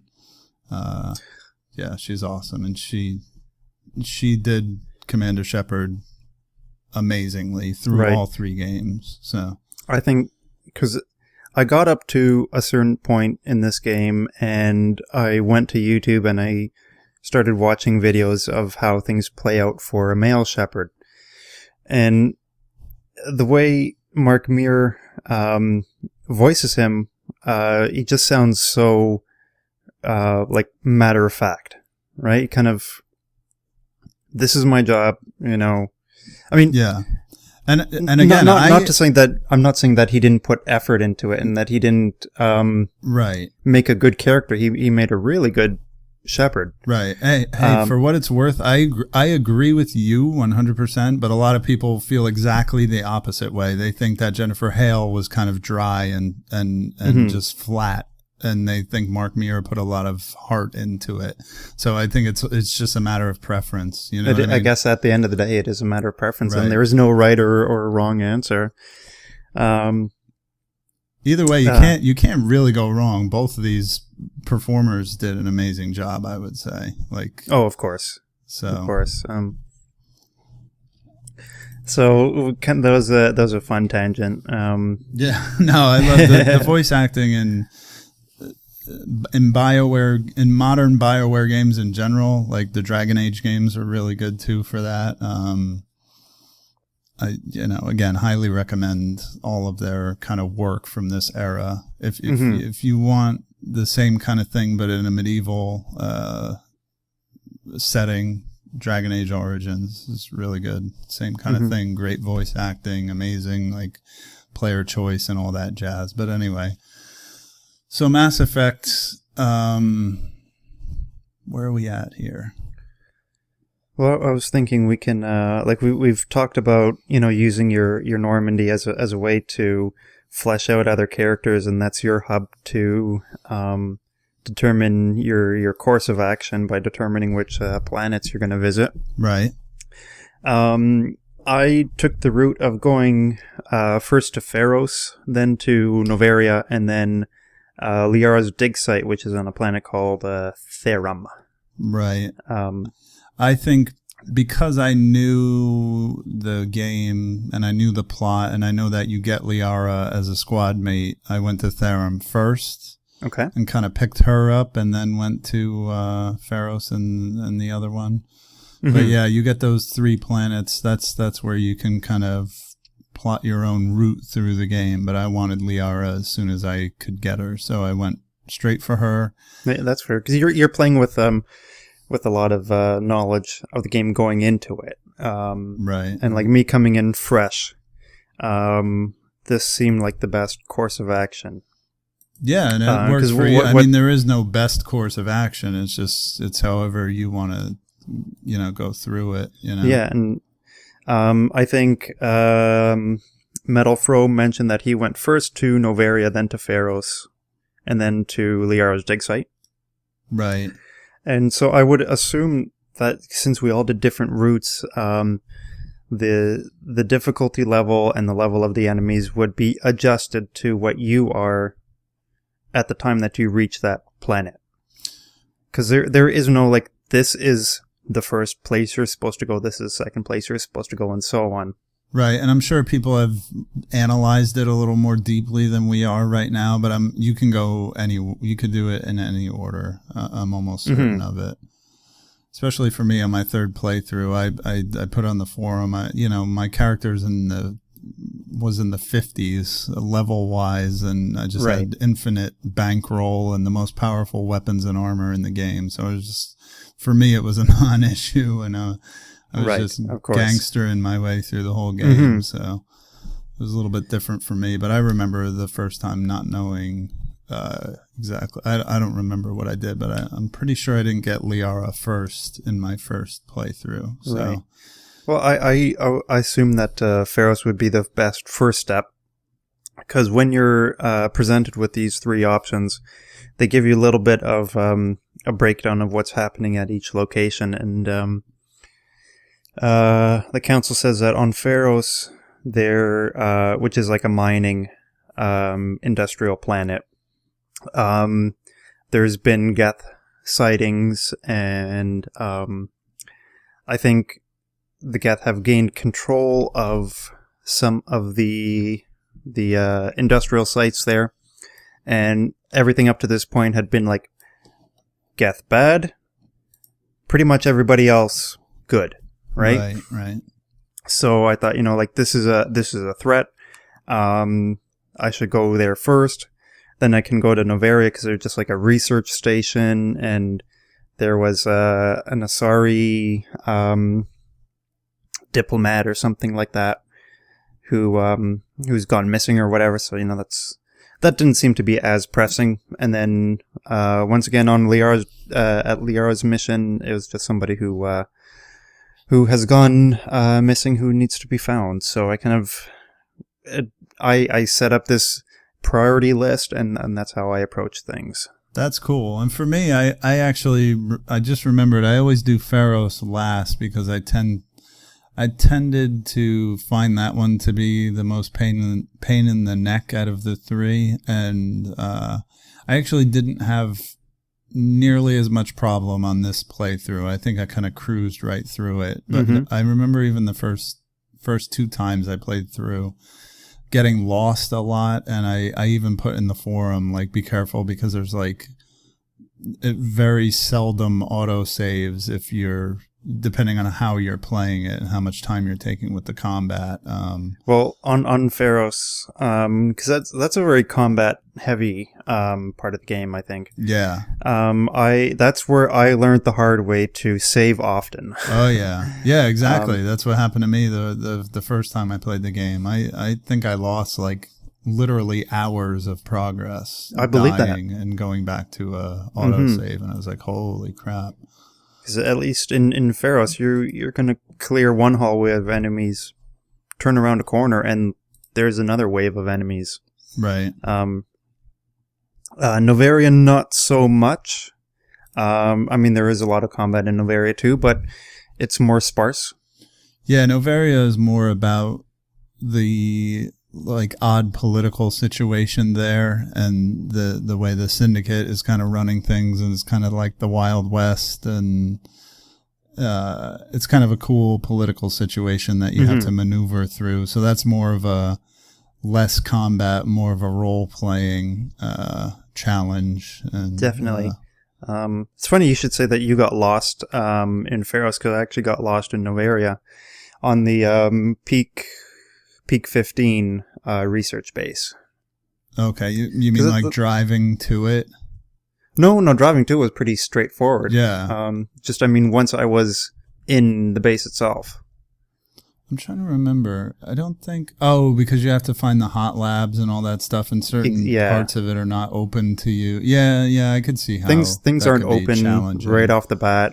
Right. It's a very... the layout of that place is pretty confusing. It's very, very maze-like. But then that, in a sense, I have to give it credit for a good level design, because it's a research base, and it's supposed to be, I don't know, almost like the movie Alien, right? Yeah, it's funny. I was just going to say that part almost reminds me of the Ishimura from Dead Space, which is kind of like that's like a mining ship, but it's the same kind of thing. Like there's a crew quarters and labs and research and all this other stuff that kind of reminds me of Peak 15. Yeah. So, and then Liara's dig site had its own challenges. It wasn't too hard to find the actual mine where Liara's trapped, but you encounter really menacing Geth enemies there. Yeah, there's some Geth primes, and the Geth, what is the one that's huge? I think they're called Geth colossi or something. Yeah, those are pretty hairy if you're not really prepared for them. You gotta really chip away from a distance. Yeah, those the heavy turrets, I can't remember what they were called, were very difficult. Especially there's one point where you can open 2 gates, and if you open the wrong one, you're kind of going head first into 3 turrets or something like that. So that was challenging. That wasn't fun. There's another place where I lost a few hours due to not saving enough. Yeah, speaking of opening gates and driving around, can we just talk about the Mako real quick?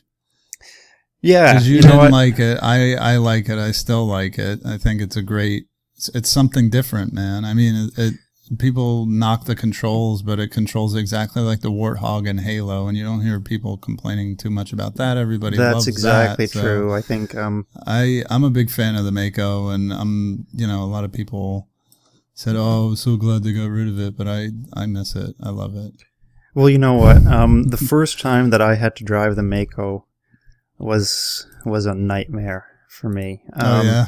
And Just trying to figure out how to do it. Is that what you were having trouble with, or just sort of keeping it going in a straight line? Yeah, no, it's tricky when you have those kind of when the stick moves the camera and that's where you go. It's kind of hard to get used to that. Especially, it's sort of like even if you're not necessarily pointed in that direction, if the camera's facing in that direction, that's where you're gonna go. Right, exactly. But once you get used to it, it's pretty good, right? No. Once I got the hang of it, I did. I can't say I ever completely liked it, but I stopped disliking the Mako. Right. Oh, that's cool. No, at the very beginning, on Pharos, I hated it. I thought, oh man, if there's any more missions with this thing, I don't know how I can play this game. This for me is the worst part of what otherwise is a fantastic RPG. Right. And I didn't want to have anything to do with the Mako initially. But once I kind of got the feel for it, and once I realized that I didn't have to really engage every enemy that I came across. Yeah, while in true. the Mako. Right, exactly. Especially on Pharos, you kind of just want to blast by them at a certain point because there's so damn many. Mm-hmm. Like you can run over enemies and get some XP for that, which is kind of nice. Yeah. But there are other enemies that you can just drive right past them and they don't follow you. So, that's just you make a beeline for your objective and just pedal to the metal and you go, right? Right. Yeah, I think that's about it for in terms of all the locations. I mean, did you have there's still the Vermeer complex. Yeah, Vermeer. The cool thing about Vermeer is it's really nice. It's kind of like this tropical beach kind of looking destination, which is a really good contrast to, like you were saying, the deserts and the lava or the ice, or you know what I mean, the kind of cliched planets that you had been to previously. So you get to, I believe I said I was like vacationing in Vermeer when I ended up playing that part of the game. I said, in the forum thread, because it's very just like tropical and nice looking. It's a very idyllic and it's a pretty place, sunny, nice. Mm-hmm. Yeah, I thought when I got to that part, I thought, if there's anywhere that if I could live within the Mass Effect universe, it'd be here. Mm-hmm. Then, I mean, I guess there's Saren's base there, but that's sort of, it's interesting. It's, kind of, it's what you would expect of just, of your arch nemesis's base, really. Yeah, and you're only there kind of briefly, depending on how fast you work your way through it and get to where the bomb gets dropped off. The base is a very brief part of the game. Did you free the Solarian prisoners? I don't remember.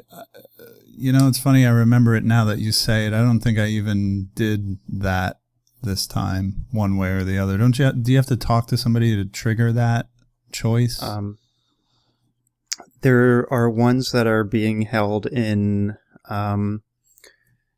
they're all held in these cells, but there's ones that are being held in an area that I think they haven't been indoctrinated yet. Okay. So you can set them free before you plant the bomb. Right. And then that sounds vaguely from. I mean, I certainly would have released them if I had that choice. there are some more a little bit later on, not too far ahead, that if you release them, they will turn on you. They're kind of just trying to manipulate you into letting you release them so they can attack you. Right. I do remember that from a previous playthrough. I think I was just kind of blasting through it so quickly I didn't even engage with those choices. So yeah, there's the Genophage research lab, which once you take the elevator down there, everyone sees you, pulls out the guns, and it's just massive firefight. Yep. That's a scripted or a mandatory plot event in there. Yeah. So yeah, that's about it for all the locations. Enemies are basically indoctrinated Asaris and Solarians, and Geth, of course. And some Krogans. Not too much. Some Krogans too. Yeah. Not too much in the way of bosses. They're all sort of more difficult versions of indoctrinated characters. True. Yeah. And then you have Saren himself, which is then you have Saren himself, boss. yeah. And one of the things we talked about on the forum is that there's a speech option where you can actually either, because the Saren boss fight can potentially have two forms. The first form is where he flies around on his little surfboard thing and shoots at you, but you can actually bypass that by either convincing him to. What, can you just talk him out of fighting you? Is that the Paragon you option? essentially, yeah, that's a Paragon option. You can charm him, which I thought that was a ridiculous name for an option. They should have just called that Persuade or something. Yeah, what I actually love to do is you can take the Renegade option and convince him to kill himself, which is amazing and awesome. And it's one of those holy crap moments that only BioWare can do. You know what I mean? Yeah, I'm sure. Wow, I can talk the final boss into killing himself. How cool is that? You know what I mean? I love it. I love it so much. But you still have to fight his second form, which is kind of this. He mutates and his robotic side kind of takes over, and he becomes this walking dog kind of robot skeleton-y thing, which runs around the room, and that's your final boss. And once you kill him, it's the cutscenes that open it up for the sequel. Yep. You do fight Saren also on his base.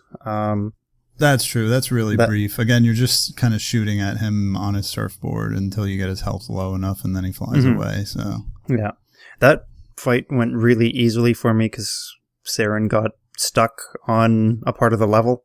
Yeah. That's fun when that happens. Yeah. Especially if you're having a hard time leading up to that. He wasn't too tricky. He was just, he's pesky, kind of just flying around, buzzing around everywhere. Right.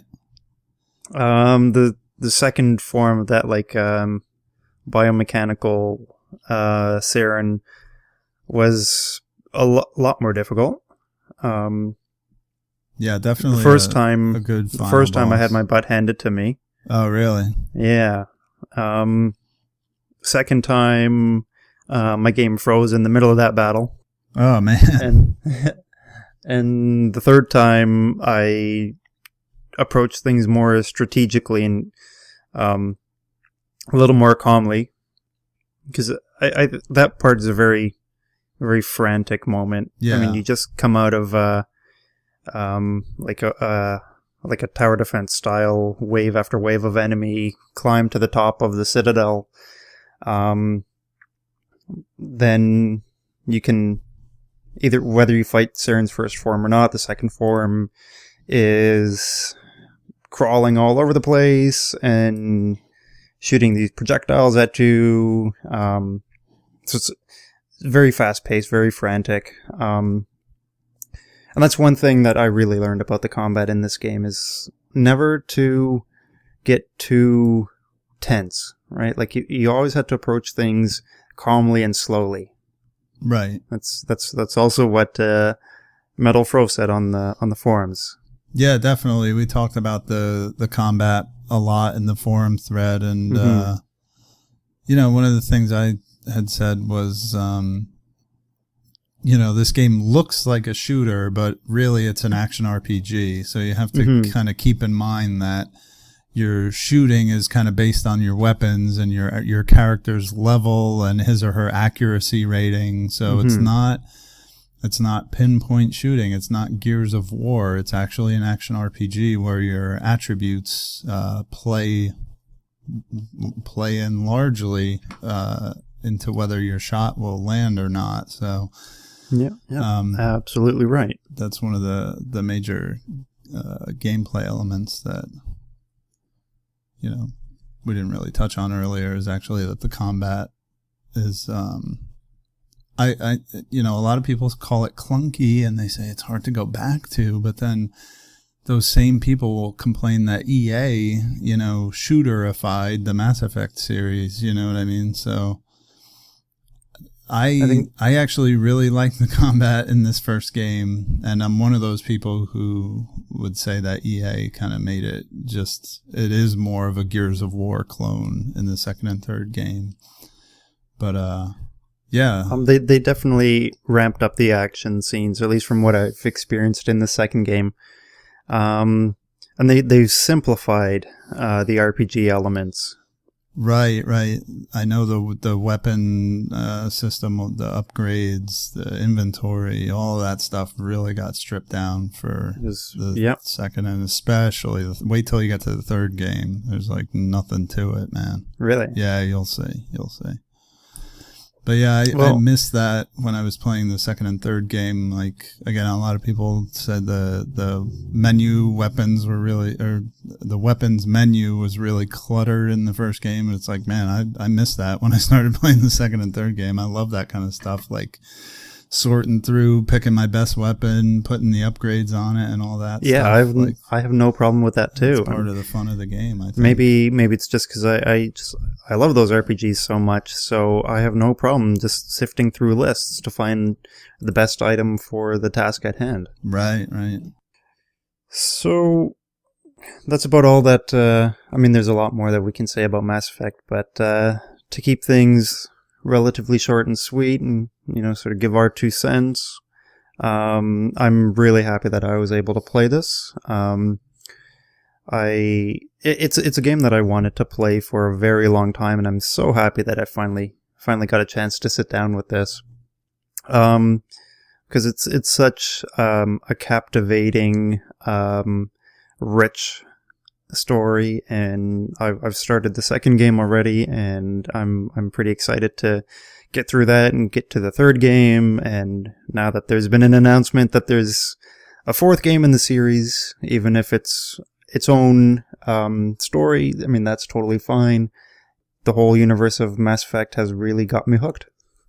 That's awesome. And the more you talk about it and the more I think about it, it really makes me want to play the second game and the third game again. But I know that one of the many things I love about the first game is how short it can be. If you just play straight through the main plot, you can finish the game in under 12 hours. And I know the second and third game are much more of a bigger time investment, and especially by the time I was playing the third game, I didn't 100% it, but I did like every side mission that I could find, and it had like kind of an addictive quality to it, and I'm not sure I'm ready to make that kind of investment. But man, it is really, I'm looking at my shelf right now, I'm really tempted to just grab Mass Effect 2 and pop it in and start messing around with it, but I don't know if I want to go down that rabbit hole. Mm-hmm. But yeah, like I was so stoked when you picked out this game to host for the month of June, and like when you picked it out, I was so excited because it's one of my favorites, and it's just one of those games that I will probably be playing over and over and over again for as long as I play video games. I just love it so much. It's one of the all-time classics. I think it's one of BioWare's best games. I think it's the best in the Mass Effect trilogy. It's just such a good story. It's the gameplay is wonderful for all its warts and flaws, and the things that a lot of people don't like about it, I really love, like the quirks of the combat and the Mako and the elevator loading screens. Like, people make fun of the that when you go into an elevator, how your squad immediately forms into a triangle and just stands perfectly still. Like, that's kind of a joke of the franchise, but I just love that stuff. It's charming to me. I didn't mind it, because, like, especially on the Citadel, you'd get little narrations from, like, news reporters and stuff. Right. The funniest thing that I remember hearing in an elevator was that the Elcor are putting on a Shakespearean play, and they want the audience to judge the characters not based on their emotions, but based on logic. Right. I remember hearing that too. I thought that was kind of funny. Yeah. But yeah, this game is just awesome. All-time classic. One of my favorite games of all time, if not the favorite game of all time of mine. Yeah. No, I don't think there's anything else that we can say. Like we said, it's not perfect, but where Mass Effect does do things right, those areas really outshine any flaws that it might have. Yep, and I would say if you've played Knights of the Old Republic, try Mass Effect. We had our friend Noise Redux on RF Generation. He didn't join us for the playthrough, but he actually mentioned, I just played Dragon Age Origins. I would probably like this. And I would say, if you like Dragon Age Origins or any other BioWare game, give Mass Effect a try. If you like rich, deep stories and a good adventure, try Mass Effect. If you like Western RPGs, try Mass Effect. If you like good gosh darn video games, play Mass Effect. Yeah. So if you had to give this game a score out of 10? 100 million out of 10. 100 million out of 10. No, I'd give it like a 9 or a 9.5 out of 10. Like we said, not the perfect game. Mm-hmm. Sin and Punishment Star Successor is the perfect game. This is not quite the perfect game. But yeah, no, it gets like the highest rating that I can intelligently give a video game. Yeah, I think despite what felt like for me a very slow start, but once you become a Spectre and the world opens up to you, it's a very deep and satisfying game. I'd say for me it's an 8. Awesome. Yeah. All right. Well, thank you for joining me. I had a lot of fun talking about this game, and I think I might have to go play Mass Effect 2 now. Cool, man. May I plug the game for July? You may. All right, cool. So if our listeners want to log on to rfgeneration.com, go to the community playthrough section of our forum. I will be hosting a game called Warhammer 40K Space Marine for the PlayStation 3, Xbox 360, and PC. Released by THQ before they dissolved a couple of years ago. This is a third-person run-and-gun shooter, but it's also a God of War style melee game. So it's actually a blend of God of War and Gears of War. And I'm about halfway through it now, just prepping for the playthrough. And it's a really fun game, and it's really cheap. You can pick it up at GameStop for under $10 or get it pretty much anywhere, a used copy. So yeah, check it out. Check out some YouTube gameplay of it. I think it'll be attractive to a lot of people. And come and join us. It's a really cool, fun game. Definitely. Awesome. So yeah, thank you everybody for listening. Thank you, Shawn, for joining me, and I guess we will see everybody next month. Right on.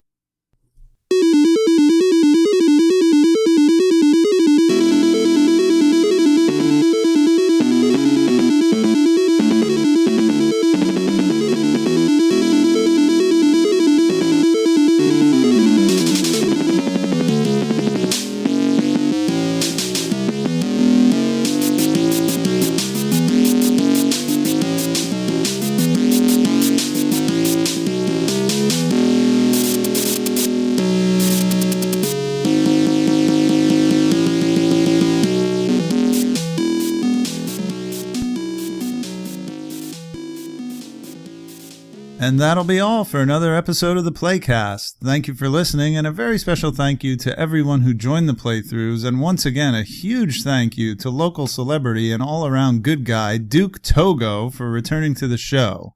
Before we wrap up the show, I'd like to issue our first official correction. During the modern segment of this episode, while discussing Mass Effect, Floyd and I confused the Hanar species with the Elcor. On behalf of the Modern Playthrough crew, I apologize to both the Elcor and Hanar populations for our mix-up.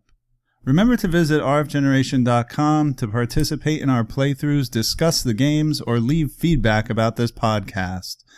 Join us next month in our playthroughs for July 2015, in which Rich will be hosting Golden Axe 1, 2, and 3 for the Sega Genesis, and I will be hosting Warhammer 40k Space Marine for PS3, Xbox 360, and PC.